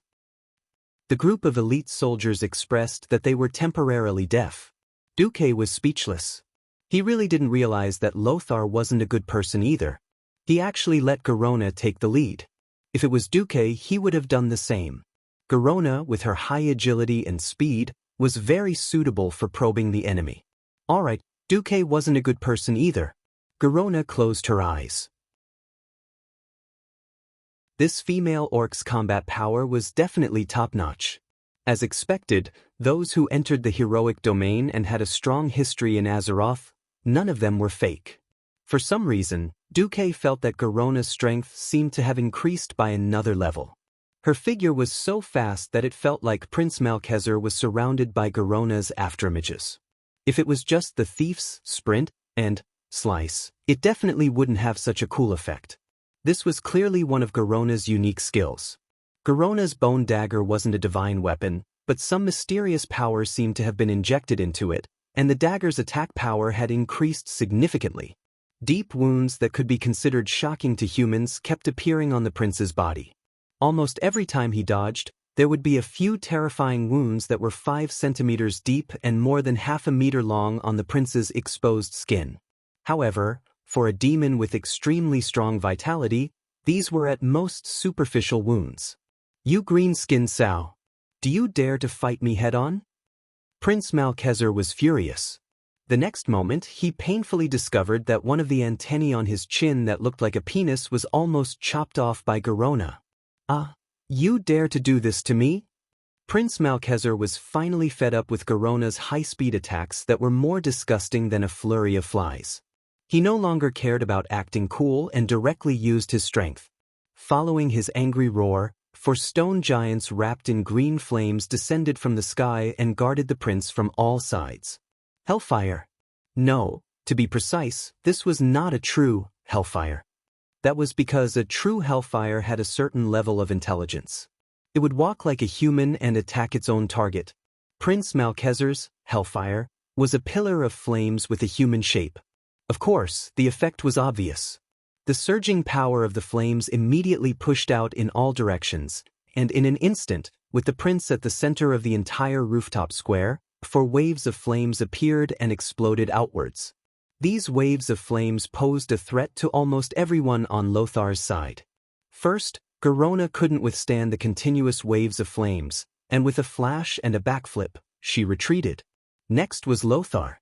Clearly, Lothar had some kind of magical item that protected against elemental power, but it was unknown if it was prepared to be used against Medivh. Anyway, when the waves of flames reached Lothar, the power of the fire elements automatically dissipated and turned into a gale slightly stronger than a strong wind. Other than blowing up Lothar's long hair, which could be used to sell shampoo advertisements, it had no real effect. Next was Duque. An ethereal shield of ice appeared on Duque's body, blocking the hot air that was blowing towards him. But for the average Storm City elite soldiers, the area affected by these 4 waves of flames became an insurmountable death zone. This was not a power that could be easily matched by mortals. Among the elite soldiers who had spread out to prepare for battle, the elite soldier closest to the prince was the first to be unlucky. Ordinary shields might be able to defend against arrows and swords, but they definitely could not defend against flames. The guy who bore the brunt of the flames was not only sent flying by the surging waves of flames, but also dragged away the other elite soldier who tried to hold him. Everywhere he looked, people were thrown off their feet, and that was not all. Almost everyone was covered in large and small flames. Cries of alarm rang out incessantly. "Stand down! Put out the fire!" Lothar's expression was not good. This not only meant that the 3 of them were the only ones left in this battle, but it was also very likely that these soldiers would not be of any use in the battle with Medivh later. The opponent's strength was completely beyond imagination.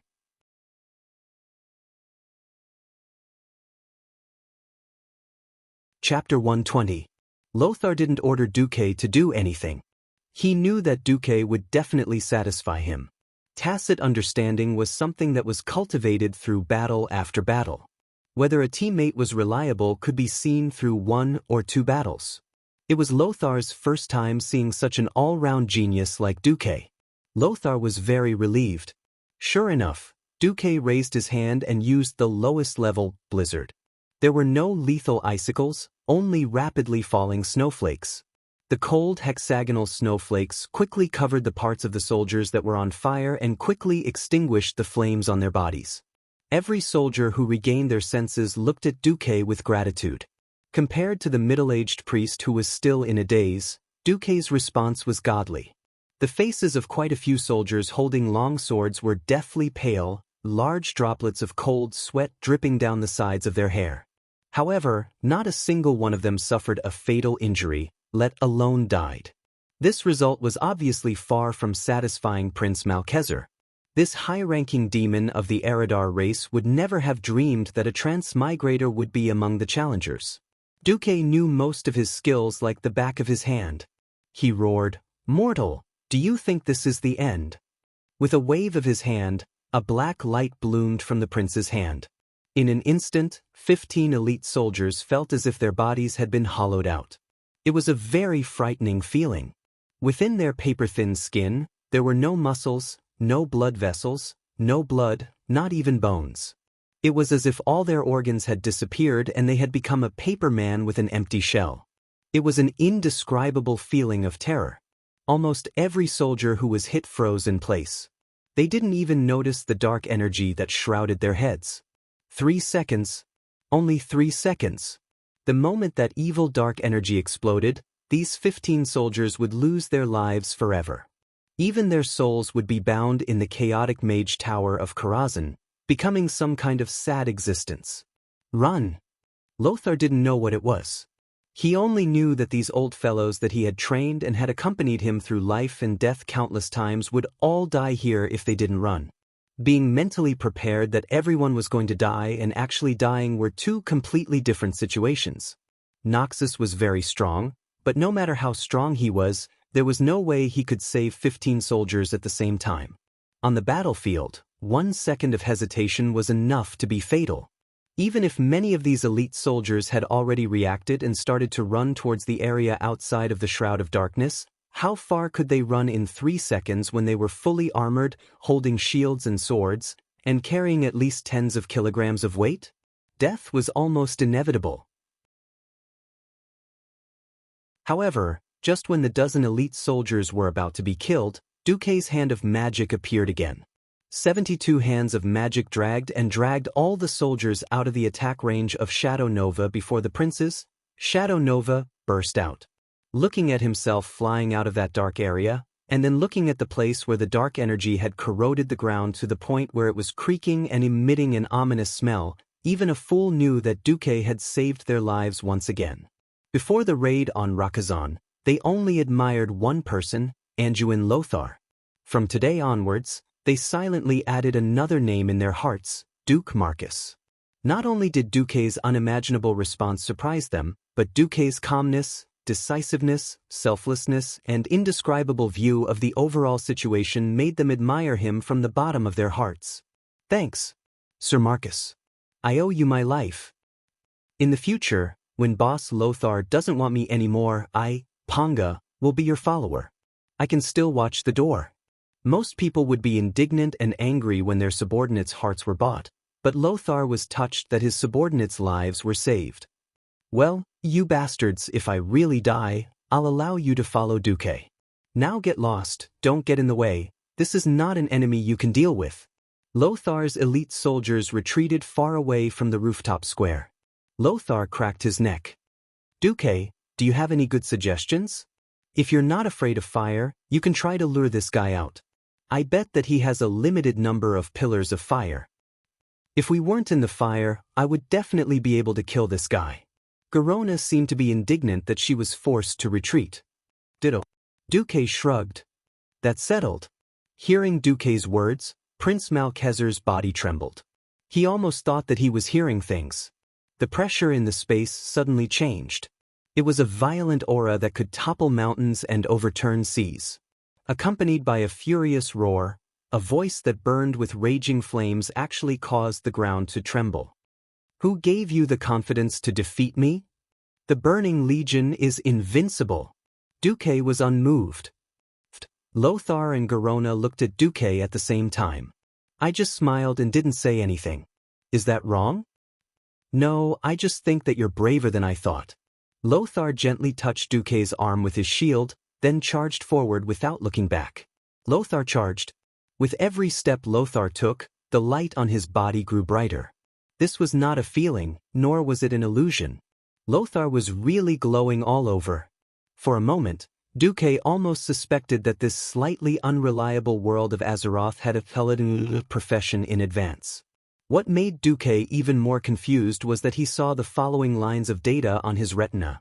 After inspection, Anduin Lothar used a super rare potion, Titan Potion. His HP has temporarily increased significantly. Lothar used Colorful Miracle Potion. His magic resistance has temporarily increased significantly. Lothar used Special Flame Protection Potion. Lothar activated the special amulet of the Archbishop of Stormwind City. Lothar received an unknown super powerful exorcism blessing. His damage against demons has greatly increased. What was pioneering? This was pioneering. Even though Noxus himself was a boss, this dutiful warrior still brought his own first clear potions when he was exploring another boss. He had not even asked Duque for half a gold coin as compensation. Azeroth's #1 teammate. At this moment, Dooku was so touched that his nose was running. Garona and Duque watched as Lothar charged forward and cut Prince Malkezer's Hellfire with 2 slashes.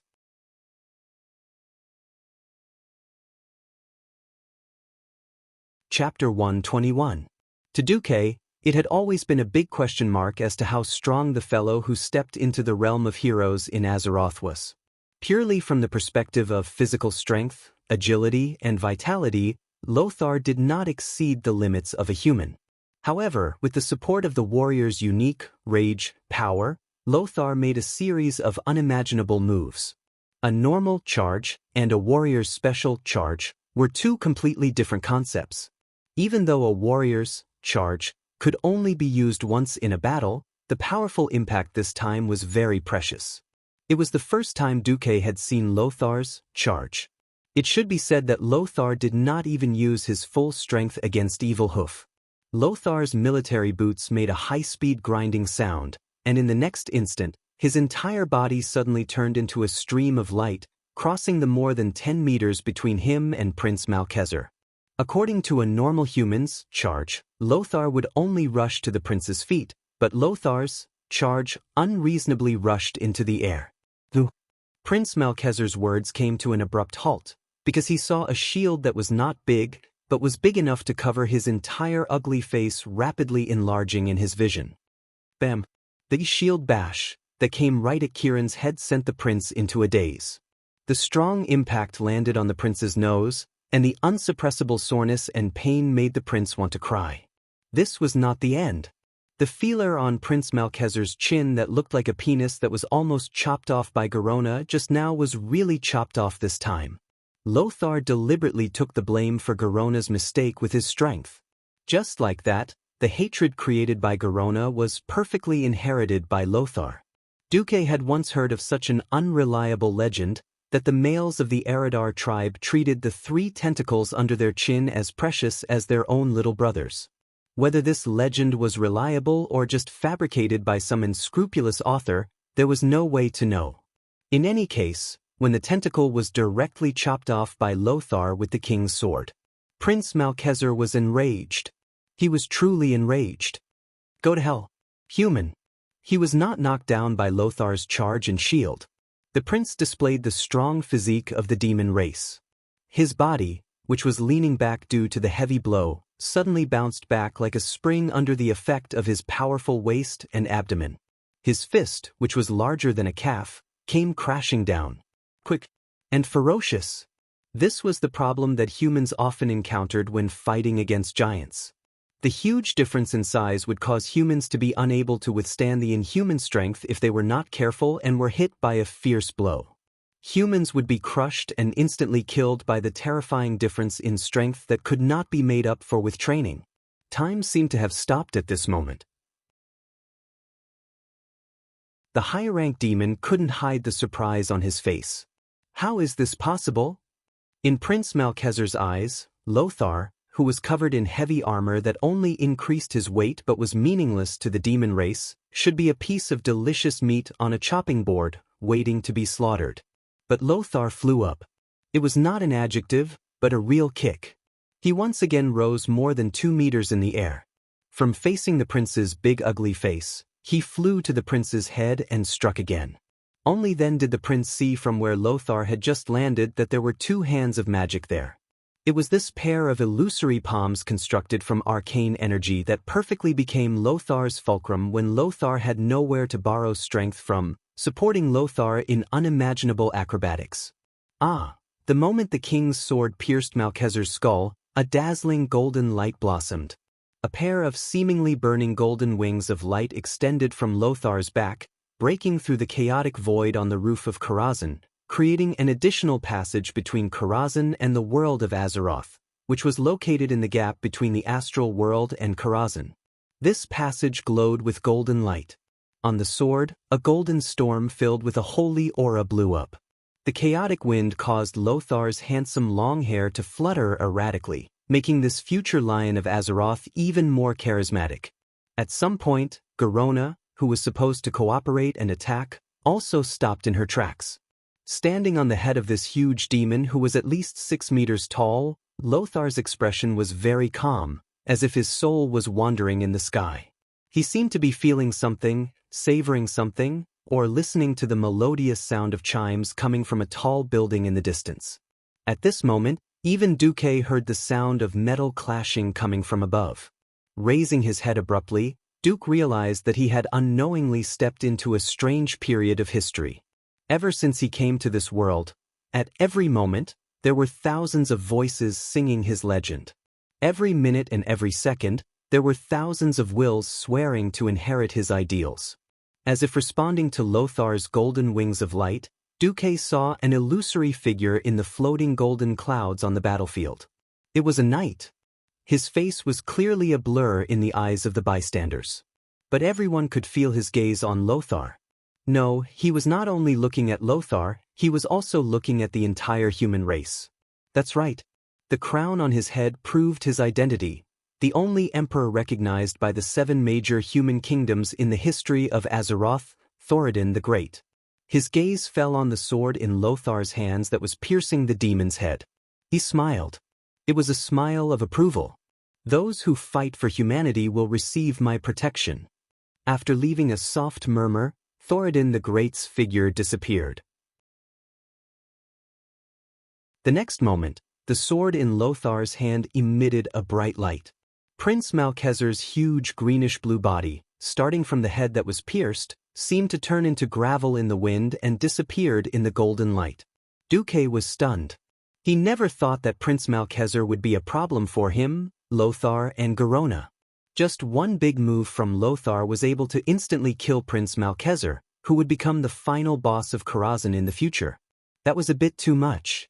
The prince's figure disappeared. Lothar descended with a gorgeous, eagle-like dive, his metal boots hitting the bluestone ground with a clear clang. There was no joy of victory on Lothar's face. Instead, it was as if he was facing a great enemy. Not only him, but Duque and Garona also had the same expression.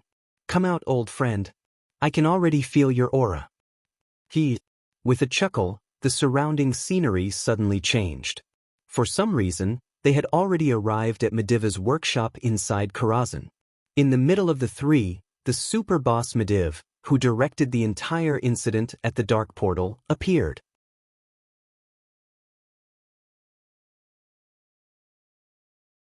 Chapter 122. Wherever Mediva's fingertips pointed, there would be a bright purple arcane radiance.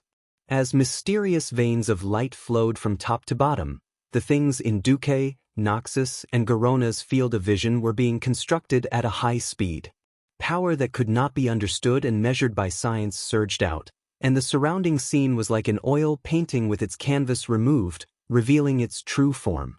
When the last round of dazzling light bloomed, everything changed. The void and chaotic sky became the roof of Mediva's workshop, and sunlight shone through the colorful glass windows, filling the entire workshop with a holy atmosphere like a church. There were 12 huge marble pillars around the workshop, forming a cloister around the periphery. In the middle of the workshop was a large pool with a diameter of 20 meters. It was filled with a blue liquid that was slowly churning. Duque only needed a glance to understand what it was. Mana. Mana that was rapidly condensed. It had surpassed the gaseous state of mana itself and turned into a liquid state. Every time the liquid mana rolled, if one were to focus all their attention on it, they would discover that there would be dazzling lights exploding in front of their eyes, as if flowers of light were blooming, constantly repeating the process of budding, blossoming, withering, and dying. The power contained in it was so terrifying that Duque could even imagine that once the mana in the pool went out of control, the interweaving light energy comparable to a nuclear bomb would instantly spread to the surroundings, turning the land within a radius of 500 kilometers into a wasteland. Compared to this astonishing mana pool, the pile of metal parts that Mediv had placed beside the pool that were as tall as 3 people seemed insignificant. Looking at everything in front of him, Duque once again confirmed one thing in his mind. Mediv, who was known as an astral mage, was definitely at the peak of mastery in the use of the element, space. And space were recognized by almost everyone as the strongest elements. In fact, even though he brought Lothar and Garona to Mediv, Duque still felt his scalp go numb. He didn't know how to deal with the Mediv possessed by Sargeras. Fortunately, only the 3 of them were teleported to the workshop. Mediv did not deal with Lothar's men. At this moment, the Mediv spoke. The Mediv laughed, and there was an indescribable evil charm in his laughter. "Since you call us old friends, why do you have to point your sword at my chest?" Noxus's gaze fell on Mediva's feet, who was standing beside the mana pool. His eyes scanned carefully from his feet to Mediva's head. When he looked at Mediv again, Lothar's voice became very gentle. "My sword is not pointed at my old friend. It's not pointed at Mediv, who is a close friend." Noxus sheathed his sword. "We're not from the same world from the beginning. You're a high and mighty guardian. As long as you don't abdicate, you can have an almost endless lifespan. On the other hand, Ryan and I are just 2 seemingly noble people, but in reality, we are lowly mortals. Why did we become friends?" "Yes, but..." A playful smile appeared on Mediva's face. He even ignored Garona, who was quietly moving behind him on the left, and ignored Duque, who was motionless behind him on the right. It's because of your humility and magnanimity that you gained our recognition. Do you still remember that 20 years ago, you had just defended Azeroth again and came back injured? But you still bore it and created an ice cube to cool the forehead of a child with a fever in the slums. Do you still remember that day? Do you still remember? Lothar softly recounted his past with Medivh. Medivh didn't interrupt him, and just listened with a smile. After an unknown period of time, Lothar finally came out of his memories. When the last word of Lothar's words fell, Medivh's face finally showed a playful expression. It's a beautiful story, isn't it? Unfortunately, it's meaningless. Medivh's face finally sank. The next moment, the entire workshop trembled. Meaningless? Everything I have said is meaningful. Because I always believed that the generous and benevolent Medivh I knew was still alive in some form somewhere. And you, Sargeras, I'll pull you out of my old friend's body and make you scram back to where you came from. Lothar's voice was like thunder rolling in the empty workshop, echoing left and right. The anger contained in his voice seemed to want to burn up Sargeras's dirty and sinful soul in an instant. Lothar pulled out the king's sword again, and the dazzling golden light on the sword was like the light of dawn that chased away the darkness along the entire horizon at dawn, splitting the entire workshop that was filled with Medivh's terrifying magic into two. Lothar's aura was astonishing, but the depths of Medivh's slightly playful eyes were filled with disdain. Sargeras's voice sounded calm and indifferent. Lothar, is this your trump card? It's a pity that you took it out too early. Otherwise, you might have given me a little surprise. A true king doesn't need to hide himself, Lothar said firmly. This was also a small drawback of the king's sword. The path of a king was the righteous path of a king. Emperor Sorodin's will on the sword would not allow the wielder of the sword to do such a disgraceful thing like stabbing someone in the back or sneaking up on the opponent. Moreover, from the beginning, Lothar didn't really intend to hide himself. The so-called king isn't even an ant in front of me, the invincible king of the realms. An incomparably terrifying will spread out from Medivh's body. As a direct opponent of Sargeras, Lothar was definitely the first to bear the brunt. The will of the Demon King wasn't just simply terrifying.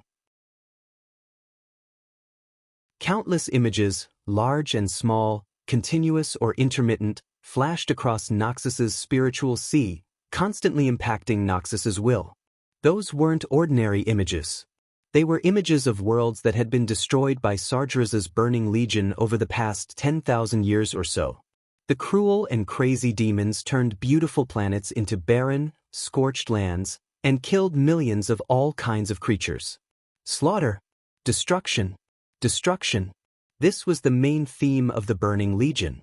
At this moment, Lothar heard the cries of billions of creatures, and tasted their sorrow, pain, and despair. Before he knew it, Lothar had already knelt on one knee. His face was pale, and his forehead and hair were all dripping with cold sweat.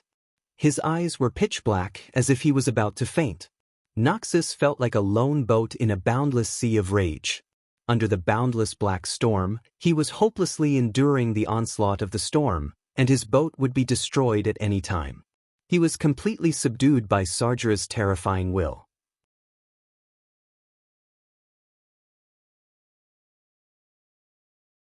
Chapter 123. At this time, Duque's clear voice came from behind Sargeras. Fallen Titan, Destroyer of Worlds, Lord of the Burning Legion, Great King of Demons, have you forgotten your tragic defeat in Azeroth 10,000 years ago? Or when you were the son of the former guardian of Azeroth, Aegwynn, you accidentally fell and became retarded at birth? I really don't know where your invincibility comes from. About 25,000 years ago, Sargeras betrayed the Pantheon Council formed by the Titans of Creation, created the Burning Legion, and began his burning expedition. After taking in Kill, Jaden, and Archimonde from the Eridar demon race, Sargeras had a smooth-sailing life for the next 15,000 years. He won every battle. However, 10,000 years ago, during the invasion of planet Azeroth, he was defeated by the native race of Azeroth and the derivative species of the experimental creations left behind by the Titans. Although Sargeras could blame that failure on his inability to directly descend to planet Azeroth, or on the fact that the dragon soul created by the power of the entire dragon race destroyed the portal, a failure was still a failure. The failure in Azeroth had become the biggest stain in his life ever since he betrayed the Pantheon and established his own power. He still hadn't been able to wash it off until now. Needless to say, in order to sneak into Azeroth this time, he didn't hesitate to pretend to be killed by Aegwynn, a small guardian, and then corroded and devoured the soul of Aegwynn's son, Medivh. For the great boss of the Burning Legion, this couldn't be said to be a very degrading thing.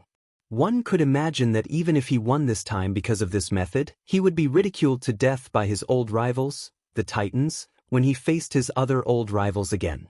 No, perhaps it was since the failure of the invasion 10,000 years ago that broke the Burning Legion's legend of invincibility. Sargeras could no longer be as glorious as he was 10,000 years ago.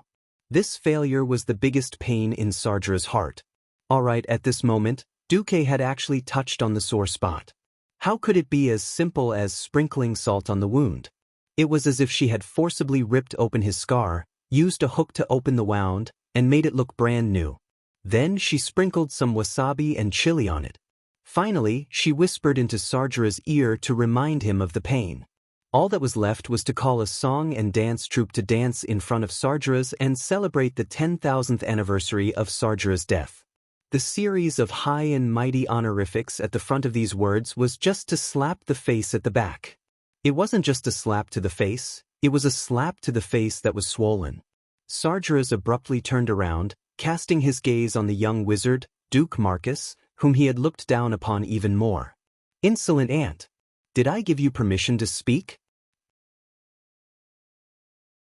Mixed with Sargeras' terrifying anger that soared into the sky, the boundless pressure that seemed to be able to burn the entire planet shifted from Lothar's body, and suddenly pressed down on Duke's body like a mountain pressing down on him. Hearing that Duque had helped him out of the predicament, Lothar was still a little happy, but then he widened his eyes, and subconsciously extended his left hand that was tied to the shield towards Duque. This was because he realized what Duque was about to face. That kind of endless fear was definitely not something a young lad could bear. Having seen the trials and tribulations of life, bearing the death of his beloved wife, and facing the death of his comrades, Lothar's first half of life could be said to be incomparably rich. Even Lothar, who thought that his mind had long become as hard as iron, didn't dare to say what would happen if Sargeras' pressure continued just now. What would happen if it was suddenly Duque who had to bear all of this? Lothar simply couldn't imagine. In his opinion, the young wizard Duque had already done a perfect job. He had successfully used his wisdom and magic to bring him and his men to Medivh. If it were any other wizard in this world, they might not necessarily be able to do this. Just this alone made Lothar feel that Duque was already a little hero. However, Medivh, who was controlled by Sargeras, was too terrifying and powerful. Lothar really didn't dare to imagine the scene of Duque's guts being torn apart. But his extended left hand was destined to be unable to grab anything, and nothing could be stopped. At this moment, Lothar, Garona, and Sargeras were stunned at the same time. That violent pressure that should have been able to crush the mind of any mortal in the world was completely unaffected by Duque. No matter how strong your aura was, he still looked like he was taking a leisurely stroll. He even winked at Sargeras and stretched out his right pinky. Actually, your aura can be stronger. My small body can still take it. What the hell is this? What exactly happened? The face of Medivh, who was possessed by Sargeras, was full of confusion. He really couldn't understand why even the insignificant human named Anduin Lothar, who had the strongest willpower among the three of them, almost succumbed to his demon king's aura. But Duque didn't fall for it. This wasn't some kind of immunity in his mental state, but a kind of blind confidence that should have been built on past achievements. That's right. It should be that Duque felt that he had an absolute psychological advantage over Sargeras. Sargeras was about to go crazy. His eyes were filled with fear and resentment. Duque's excessively young face was filled with confidence from start to finish. This wasn't the first time he had thought of asking the system elf to help him separate his spiritual sea after being afflicted with fear, so that the information from the outside would first pass through a relatively independent space, and after filtering and analysis, it would be delayed for a 10,000th of a second before entering his mind. Also, Duque's confidence was really based on achievements. Duque muttered to himself in his heart, Am I supposed to tell you that back then, for the sake of equipment, I would go on with both the big and small accounts every week, and that I would take turns with your two subordinates, kill Jaden and Archimond, 100 times? Perhaps it was a joke, or perhaps it was a mental victory, or perhaps it was Duque's firm belief that as long as he brought Lothar and Garona to Medivh, history would be on the right track again. Anyway, it didn't matter whether the others were afraid or not. Duque wasn't afraid, and so he just smiled and annoyed Sargeras. Ugh, it feels so good to show off in front of a super boss. I've changed my mind, Aunt. You'll be the first to die. Sargeras let out a deafening roar. At this moment, Lothar made his move. The king's sword blossomed with dazzling golden light, and became one with the stream of light when he used charge. Medivh, who was controlled by Sargeras, quickly turned his staff and pointed it at Lothar. At this moment, Duque saw a strange scene. The passage of time seemed to have become stagnant, and every speck of dust, every ray of light, and even everything around him were moving in a strange trajectory. The female half-orc legendary assassin, Garona, who had been extremely low-key and concealed her aura and presence, made her move.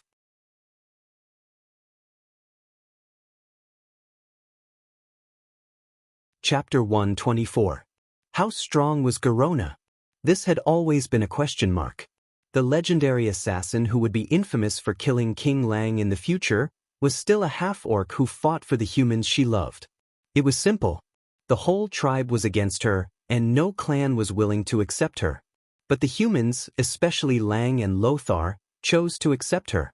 This made Garona, who had lived a miserable life as a slave, feel warmth in her heart. Perhaps it was to repay a debt of gratitude, or some other emotion. Garona's performance was very pure and straightforward.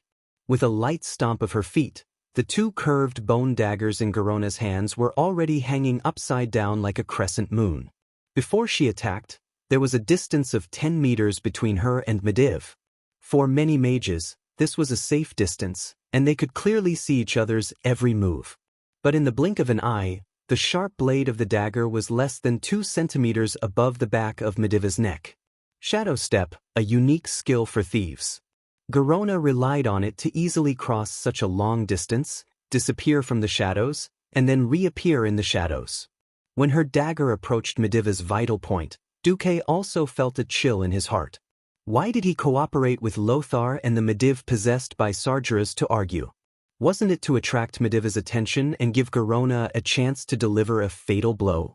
In order to cover Garona, Duque even rushed to use Calm in Mind and Pyroblast before Garona could attack, and instantly threw a blinding fireball in front of Medivh. Duque did his best. Even if at this moment, Duque, who wasn't the person involved in this attack, he was still able to clearly understand how fierce and dangerous this attack was. There was no terrifying aura of stars exploding above her head, causing the world to collapse, nor was there any thunder.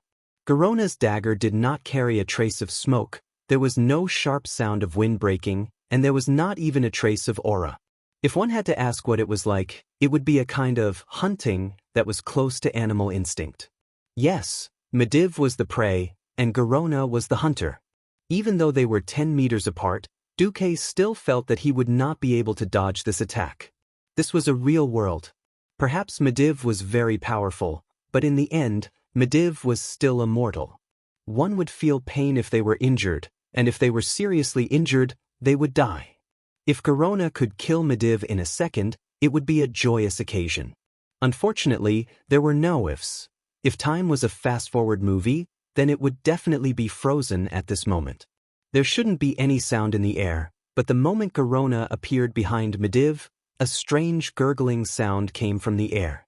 Duque, Lothar, and Garona discovered at the same time that the air in the workshop that was illuminated by the warm sunlight was frozen in less than 1/100th of a second. This effect was completely the super upgraded version of Duque's, De Song's cold prison. Under the effect of Medivh's vast magical power, All the water vapor in the entire workshop was frozen into a white mist, and then turned into sand-like ice particles that fell like dust. The 12 huge pillars were instantly covered with white frost, and every place in the workshop that had water in it was instantly frozen. When water froze, its volume would increase. The ice cubes from different places collided fiercely for the limited space, and then there was the sound of ice cubes shattering. Duque's big fireball and Lothar's charge were both interrupted by the huge wave of cold air that gushed out of Mediva's body, and the two were almost blown away. And Garona, who was in the frozen core area, turned into an ice sculpture in the blink of an eye. Not only Garona, but the space several meters in diameter around Mediv was also frozen because of the cold air. The frozen Garona's posture was very beautiful. She lifted her left knee and straightened her right leg. Her arms that were like the wings of a white crane almost completed the final joint attack and stabbed the sharp blade into Mediva's neck. It was just a little bit, but it became a huge chasm. Mediv turned around with a face full of anger, and looked back at Garona, who had turned into an ice sculpture with a determined expression without a trace of hesitation. Bastard! Lothar seemed to be a little confused as to why Mediv was so angry. Originally, in Lothar's imagination, Garona was already a dead person. As long as Mediv broke Garona's ice sculpture with his staff, this extremely straightforward half-orc beauty in his impression would immediately die. Mediv did hit it with the head of his staff. A crack on the ice sculpture quickly spread in all directions. This blow, which was infused with some magical power, brought about a strange reaction on Garona's body, and the crack spread from Garona's strong body. Pieces of ice, big and small, peeled off from Garona's body like a broken mask. With the loudest cracking sound, when the shattered ripples spread to Garona's entire body, Garona, who was already a little dazed from the freezing air, fell out of the ice sculpture while shivering. However, the moment she saw Mediva's face, Garona's face was filled with incomparable stubbornness. Mediv hit Garona. Yes, he hit her. He hit her with his fists. The dignified magic-level Mediv actually hit Garona in front of the dumbfounded Lothar and the imaginative Duque. You bitch! You actually want to kill me? With a punch, Garona's left face suddenly had a bruise. Because of the green skin of the orcs, this was actually not obvious.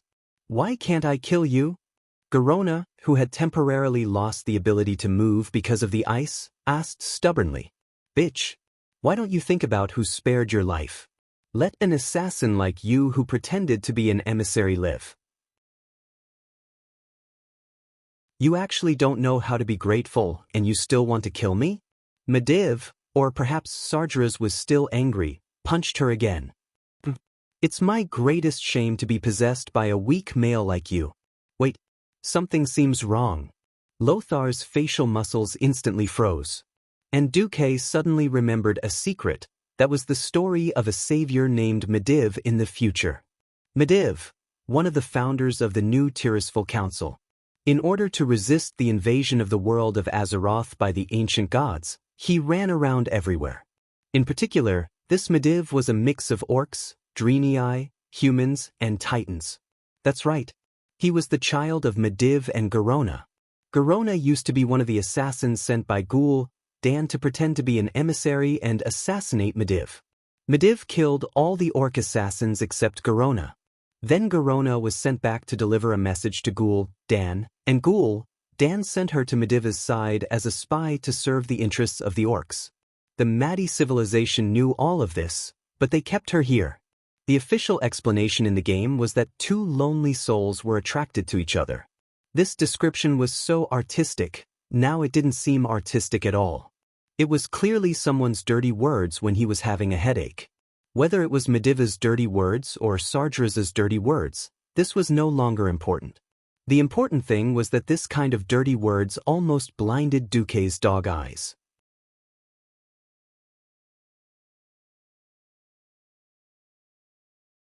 Chapter 125.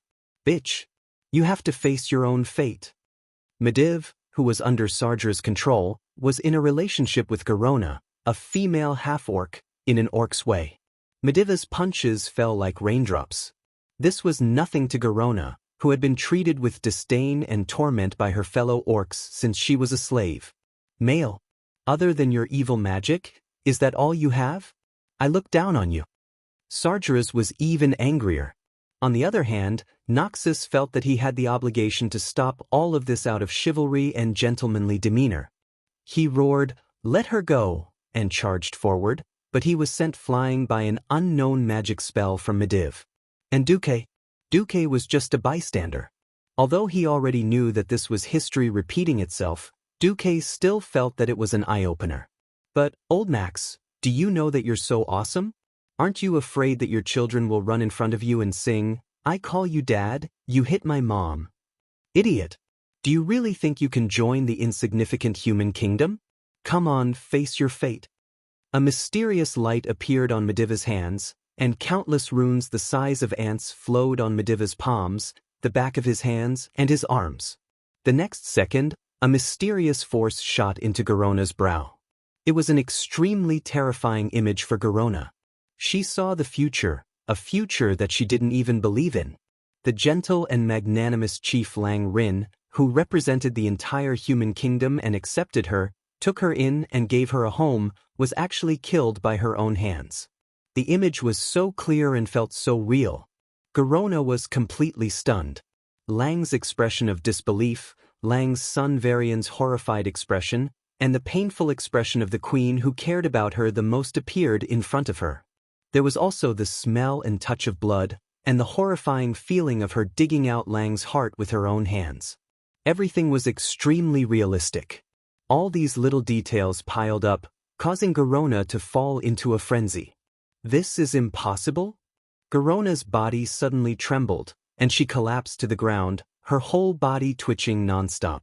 Bastard, what did you do to her? Lothar roared and charged again. I'm just letting her face her inevitable fate. Medivh, who had returned to his normal self, had a mocking and ferocious look on his face. Go to hell, Sargeras. Lothar roared and rushed forward. Duque followed him silently.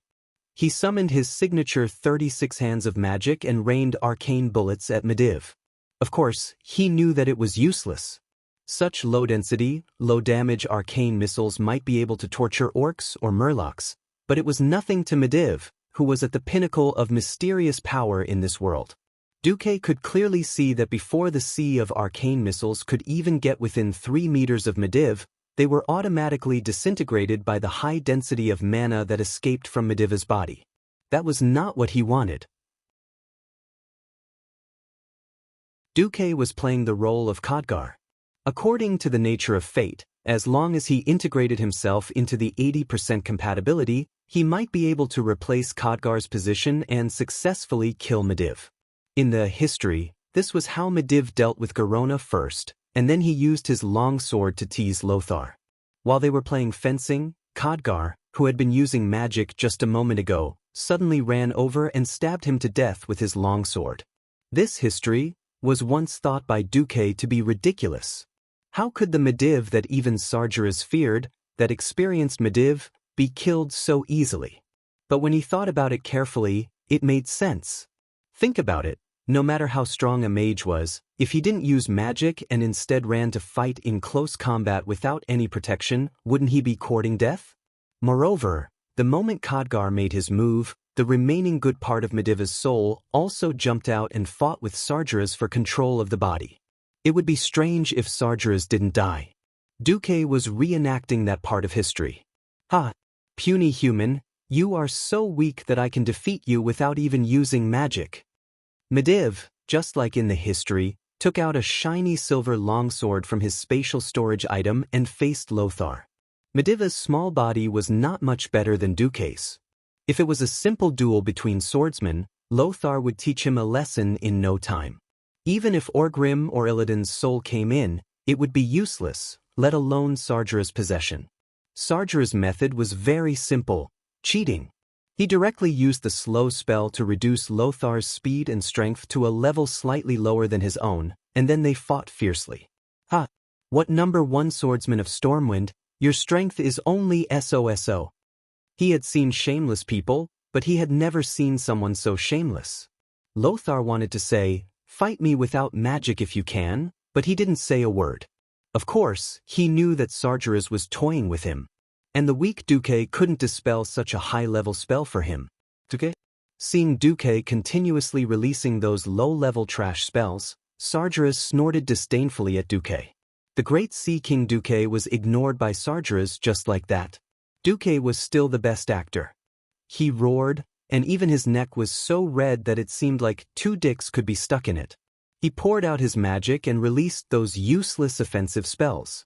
Ice arrows, fireballs, arcane missiles, arcane impacts, and almost all the conventional magic attacks were used by Duque. Everything was a pretense. Looking at Mediva's back, Duque sneered in his heart. Sargeras, you're arrogant. Arrogant. When I stab my sword into your back, when you discover that Mediva's weak body is your fatal weakness, I really look forward to seeing the Burning Legion's #1 boss' shocked face. Duque thought that he had done it flawlessly.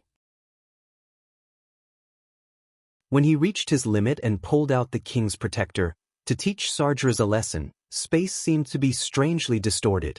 There seemed to be a strange distortion in space, and then a warm heat appeared on his neck. Duke tilted his head, and in the next moment, he saw himself. A headless version of himself. A version of himself who was spurting out mouthfuls of blood. His vision spun, and then, all he felt was the coldness of the ground. Mediva's boots entered Duque's field of vision. Wait, something's wrong. I'm dead? Sargeras's voice suddenly reached Duque's ears. Idiot, you think I didn't guard against you? If it was my useless disciple, Khadgar, I might have ignored him. But I've always been guarding against you. Ha! Ridiculous. Too ridiculous. Duque died.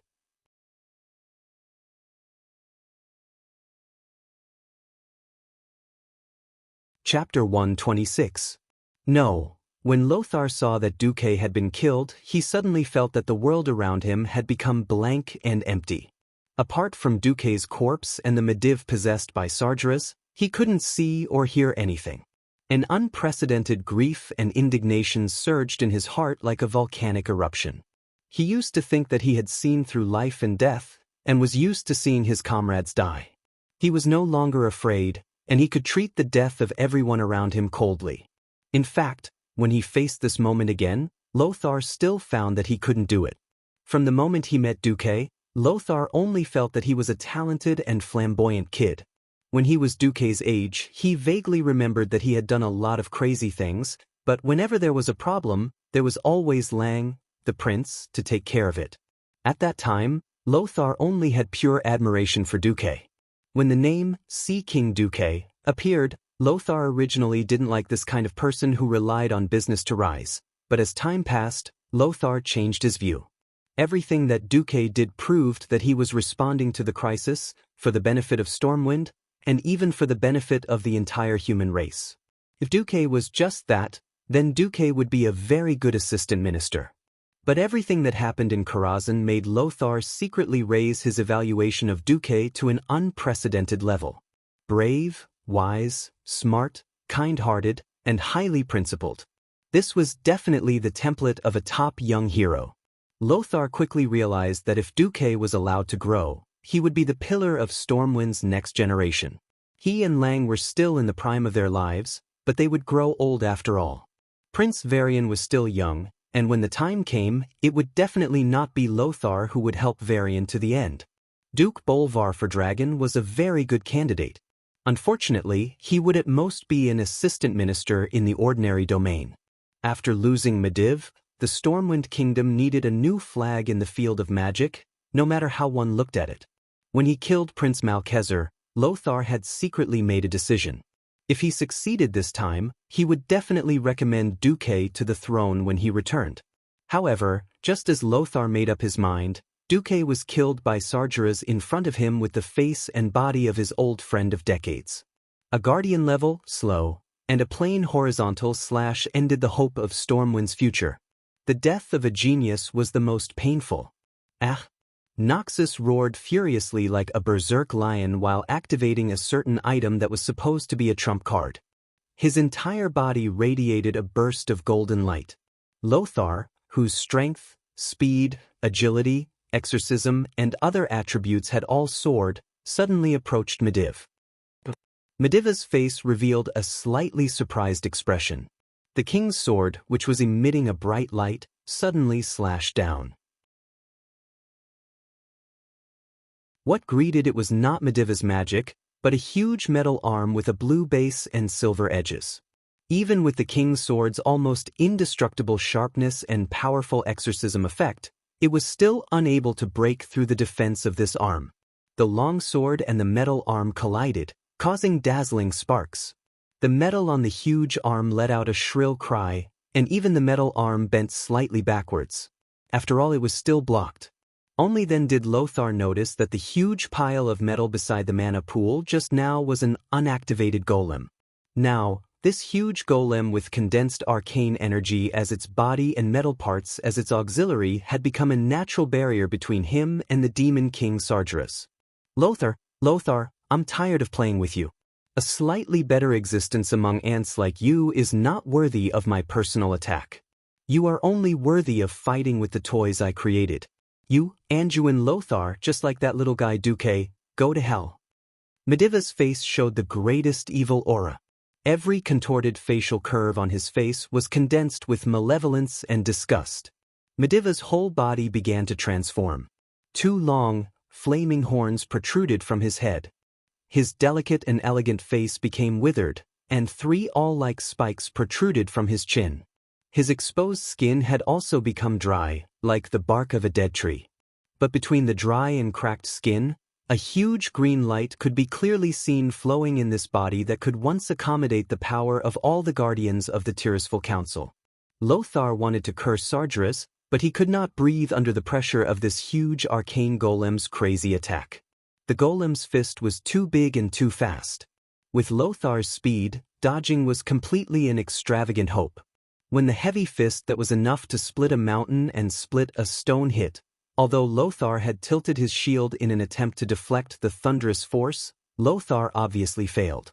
It was difficult to use an epic-level shield in this kind of battle. The rare shield branded with the lion emblem of Stormwind City turned into powder in just 1/10 of a second. The only thing that could protect Lothar was the king's sword. Parrying with his sword horizontally was a standard military sword technique. It was the only way out. The king's sword, which had suffered a heavy blow, showed unimaginable toughness. Even if it bent backward as much as possible, even if it had clearly revealed an arc, the king's sword still did not break. If it were another warrior, they might have been crushed by the huge force of this huge golem and killed on the spot. Lothar was Lothar. In a split second, he could still quickly adjust the pace of his legs and shift his center of gravity. Before the surging force that mortals could match destroyed his body, he dodged to the left, and his center of gravity moved to the side. The golem's huge fist suddenly missed. Even the ground that had been reinforced by special magic couldn't withstand such a violent heavy blow.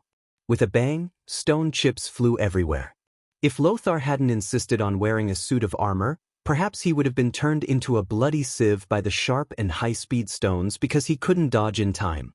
The punch missed, but Lothar's crisis was not over. The huge golem's fierce attack continued without any pause. The giant fist that should have been inserted into the ground suddenly swung horizontally, almost blasting half of Lothar's body into meat paste. Lothar couldn't even deal with a golem, let alone Sargeras, who was watching a beast fight next to him. For the first time, despair gripped Lothar's heart tightly. At this time, there was a loud noise outside Karazhan Tower. It was a super strong attack that even Karazhan, which was in an independent space, felt a strong shock.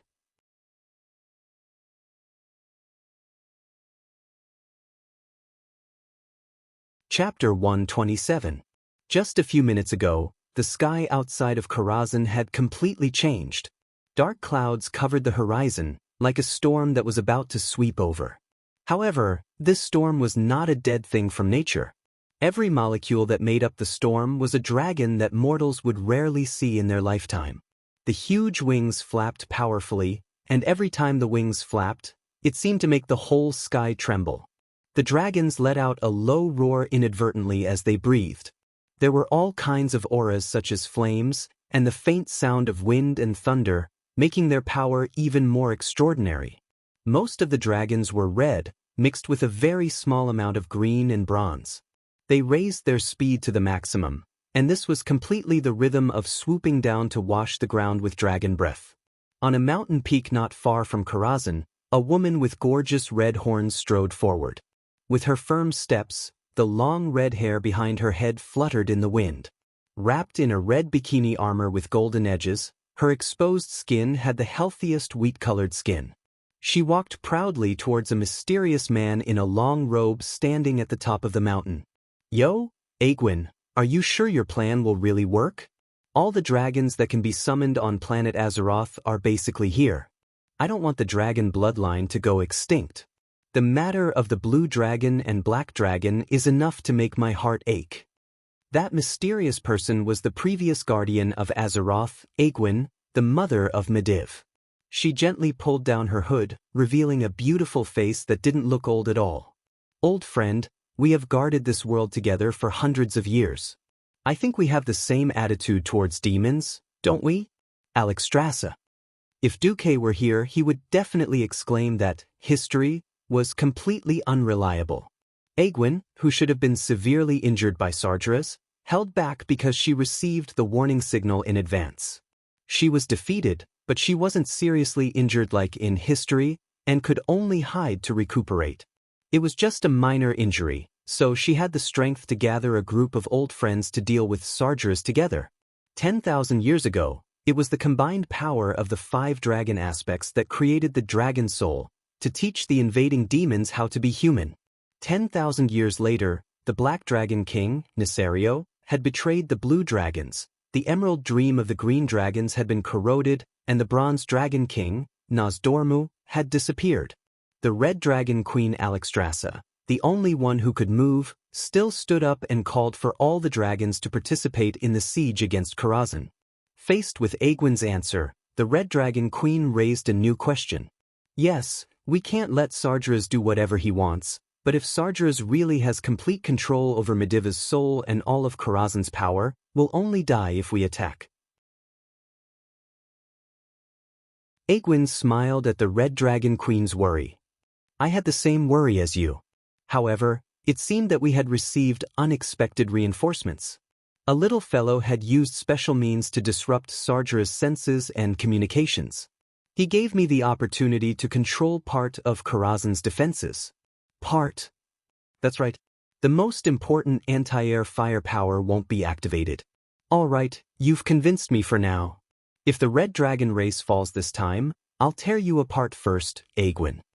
With that, the Red Dragon Queen left without looking back. "Alas, Alexstrasza, your temper is still so hot." As the Red Dragon Queen left, a beautiful and elegant female figure slowly appeared not far from Aegwin. Sky-blue shoulder-length hair, long ears, a moon-white robe, and a dignified and calm temperament. Everything about this mysterious night elf was extraordinary. A huge white tiger accompanied this beautiful night elf dressed like a priestess. Shadow evasion, one of the night elf's signature racial talent skills. This priestess was so powerful that she could even fool the Red Dragon Queen. No, it might not necessarily be fooled. Perhaps Alexstrasza had found out but didn't bother to point it out. Dragons were powerful and proud. There were many things that dragons would not cooperate with other races unless they had no other choice.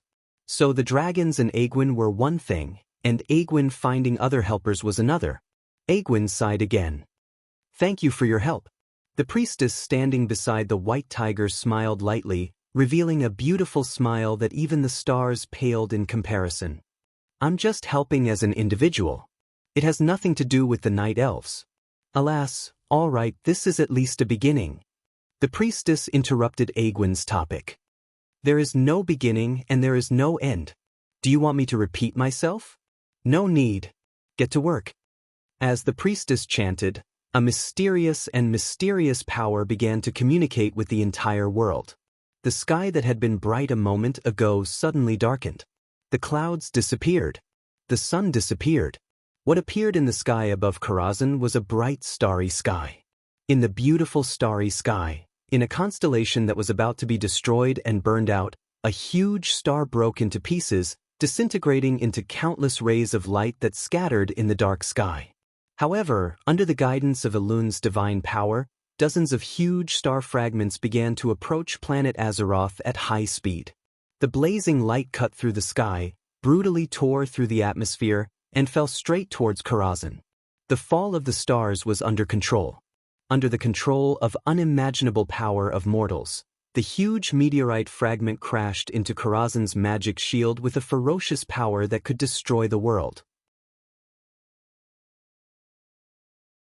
The powerful magic shield that could withstand the siege of tens of thousands of mortal warriors for several months failed in less than a tenth of a second under this earth-shattering blow. The shield was easily broken like a soap bubble. The trajectory of the slanted fall, the strong wind pressure, and the ear-piercing whistling sound all announced the arrival of destruction to the master of Karazhan. Bastard, who is it? It was only then that Sargeras reacted as if he had just woken up from a dream, and there was an angry roar in the Mage Tower. Unfortunately, it was too late. The first falling meteorite fragment was the size of a carriage. Under the acceleration of gravity, the perfect combination of speed and gravity was the entire highly enchanted main gate of Karazhan, which even siege alls could not shake at all, along with the two-story building, collapsed into powder in an instant. The second meteorite fragment fell, and the secondary tower that guarded the main tower of Karazhan was like a sandcastle that had been washed away by the waves. It collapsed into powder in an instant, and dissipated with the wind in the direction that the meteorite had come from. The third, fourth, more than a dozen meteorite fragments fell with a loud bang. Even someone as powerful as Sargeras could not help but be flustered under this kind of attack. This was the signature move of a famous priestess, falling stars.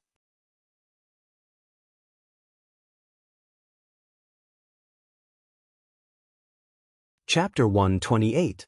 Duque died. Once again. After a few months, he had almost forgotten the smell of death. There were some things that he could never get used to, such as dying again and again. In the game, when the team was wiped out while exploring the boss, running to the corpse again and again was not a problem at all. In this real Azeroth, the punishment of death was more terrifying than Duque had imagined. Duque's soul was not in the graveyard near Karazhan, nor did he have the option to give up healing and resurrect in the graveyard. His soul had always been next to his corpse, surrounded by a lifeless scene. The scene of death, which he had once been very uncomfortable with, extended to the end of his vision. In the black and white world in front of him, there were dark gray, almost black clouds floating everywhere. They seemed to be pulled by some invisible force on Sargeras' body. They slowly rotated around Sargeras like a whirlpool, like a slowly rotating tornado. Just as he had feared, when he encountered a superior demon, his soul was very easily corrupted and eroded. Now it was bound by the evil power of the Demon King. System notification: you have been killed by the Demon King Sargeras. Due to the image of highly concentrated demon power, your soul power is only left with 70% and your humanity is 60%. Warning, you are now within the range of Sargeras' soul corruption. You will lose 1 soul power and 1% of your humanity every 5 minutes. You cannot leave the 100-meter radius of Sargeras in your soul state. Fortunately, Duque still saw the option to pick up the corpse and resurrect, and Sargeras didn't seem to notice his special soul. He didn't dare to resurrect. If he resurrected casually, he would be easily killed again, and it would make Sargeras even more vigilant. He couldn't drag it out for too long. Otherwise, he could only join the Burning Legion and become a demon. Duque could wait, but he wouldn't sit still and wait for death. When he couldn't hold on any longer, he would naturally give it his all. However, Duque in his soul state wouldn't just sit around and do nothing. He had done something that most mortals couldn't imagine. He had hacked into Karazhan's defense system. This wasn't just his own effort. The greater credit was due to the system elf and a certain special existence. There was no doubt that the system elf was powerful. In the world with computers before his transmigration, most of the complicated and relatively simple tasks were handled by computers. Not so in Azeroth.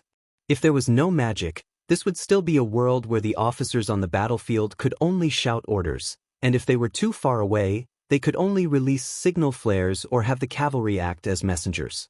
Even if there were spells, magic arrays, and other defense systems, they were still mostly simple information feedback. For example, if someone triggered a certain alarm system in Karazhan, even the most sophisticated sensor could only barely sense the strength of the other party, the number of people, and other basic information.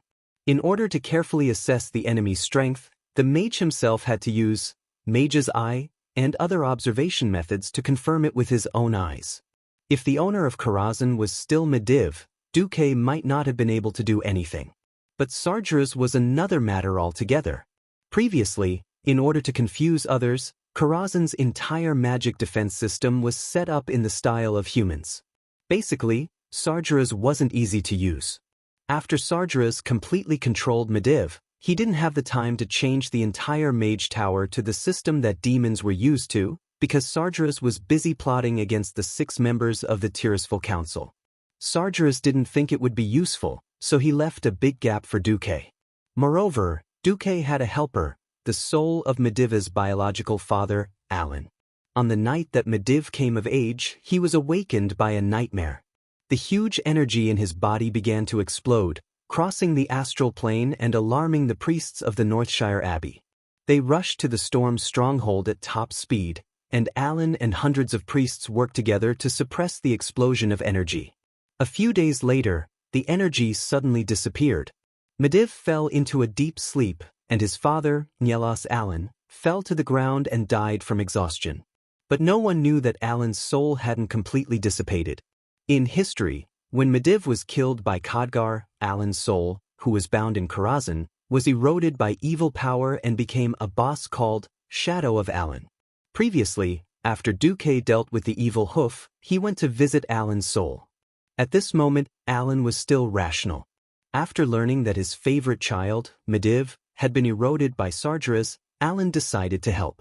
Few people knew that Medivh's achievements were not only because of his mother Egwin's extremely powerful bloodline and the inheritance of the Guardian's power, but also because of the teachings of Nyelas Alan, the former court mage of Stormwind. So when Medivh built Karazhan later, he used Alan's knowledge and design concepts. With the system elf working and Medivh's father as a traitor, it would be strange if Duque didn't stir up trouble. After the system elf completely analyzed this defense system, Duque wasn't just adding water to milk. He was simply mixing milk into water to fool Sargeras.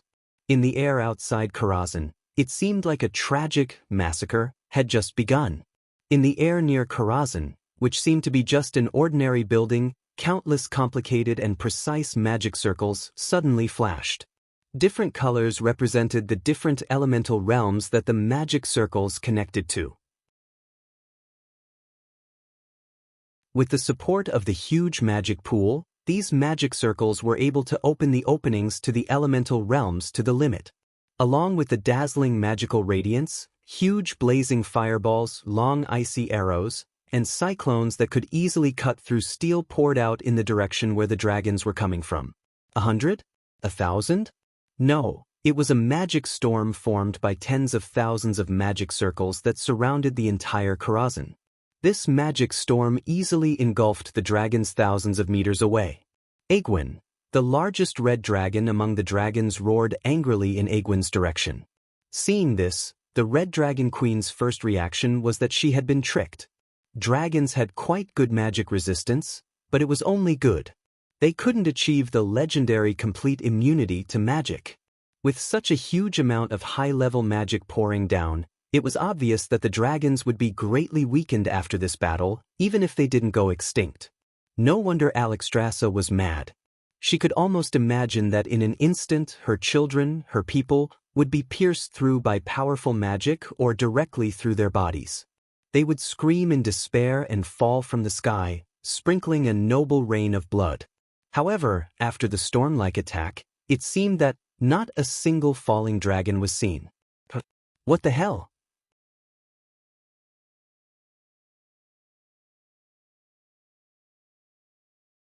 Chapter 129.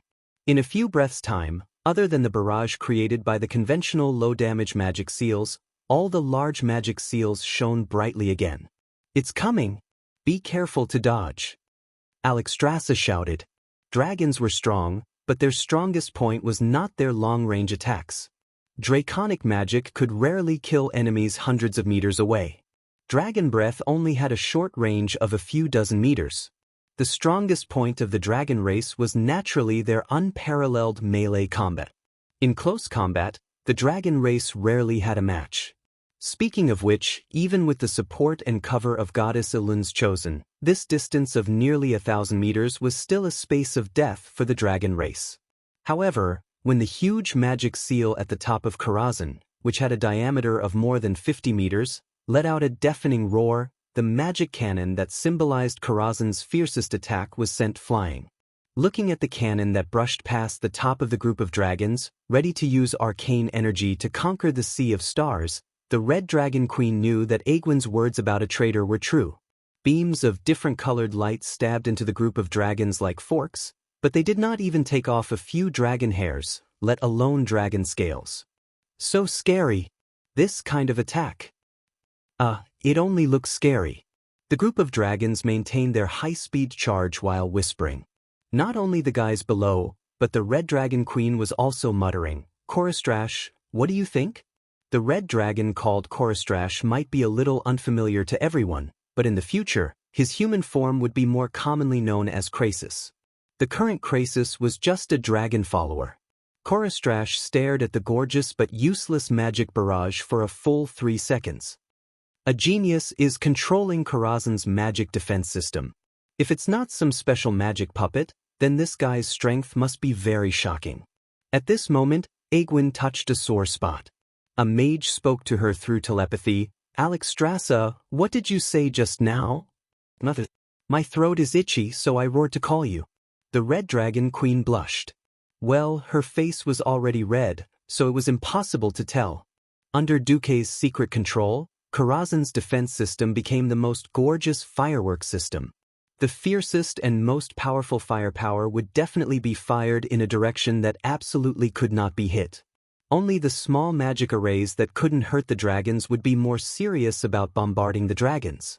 The Red Dragon Queen felt like she had been tricked, not to mention everything else. I really don't know if that guy did it on purpose or not.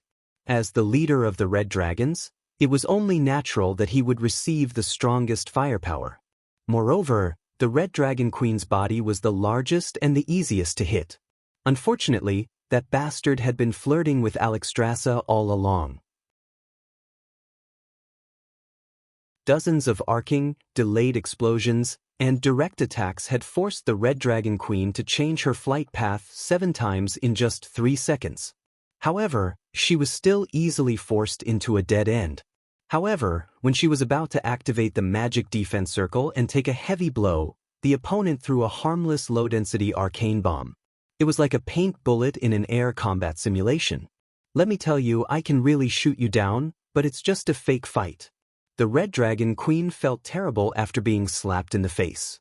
A distance of 1,000 meters was nothing for the dragons. If it wasn't for the fact that they were being careful and kept everyone flying irregularly, they would really be there in a short while. Obviously, they had worried too much. In general, apart from the Red Dragon Queen, 99% of the dragons had successfully passed through what was supposed to be a dead space. No matter how stupid Sargeras was, he realized that he had been played. The magic defense system of this era usually used some fixed shooting routes to form a barrage, and then cooperated with magic apprentices or controllers to further divide the air defense zone. However, Sargeras neglected one thing. He didn't have lower-level officers or magic apprentices to help him deal with the defense system independently. He had wanted to use demons, but the entire mage tower had been designed according to human standards. For example, the control rooms couldn't be entered by larger demons. This became a flaw. Bastard! Who did this? Although he cursed, Sargeras certainly couldn't let these big lizards charge into Karazhan unscrupulously. Karazhan had the pool of magic that supported the entire dark portal. If these big lizards really charged in and destroyed the pool of magic, his plan to corrupt the world of Azeroth through the dark portal and further open the space barrier would completely fail. Kill them! With Sargeras's roar, The vertical pupils of the dragons reflected the vortex-like portals in the air around Karazhan. They could even see that on the other side of the purple vortex full of chaos and evil, there was a world that had become desolate and dead because of complete destruction. The scorched earth that had been burned to the point where there was no longer a trace of life left by the hellfire filled every corner of the other side of the portal in their field of vision. Now, stepping on that dead land, huge demons with long horns and huge bat wings rushed out through the portal at high speed. However, the dragons were moving faster than the demons had imagined. In the blink of an eye, the dragons had already rapidly expanded in the demons' field of vision. From a small black dot on the horizon to every scale on their ferocious dragon heads, it was really only a matter of a few blinks of an eye. It was like a replica of the battle between the 5-colored dragons and the Burning Legion 10,000 years ago. The earth-shattering roar resounded through the earth again. But it was obviously different from that time. For the first time, the demon army was at a disadvantage. A large number of demons didn't have time to pass through the portal before they were blocked by the dragon's breath. They couldn't use their advantage in numbers at all.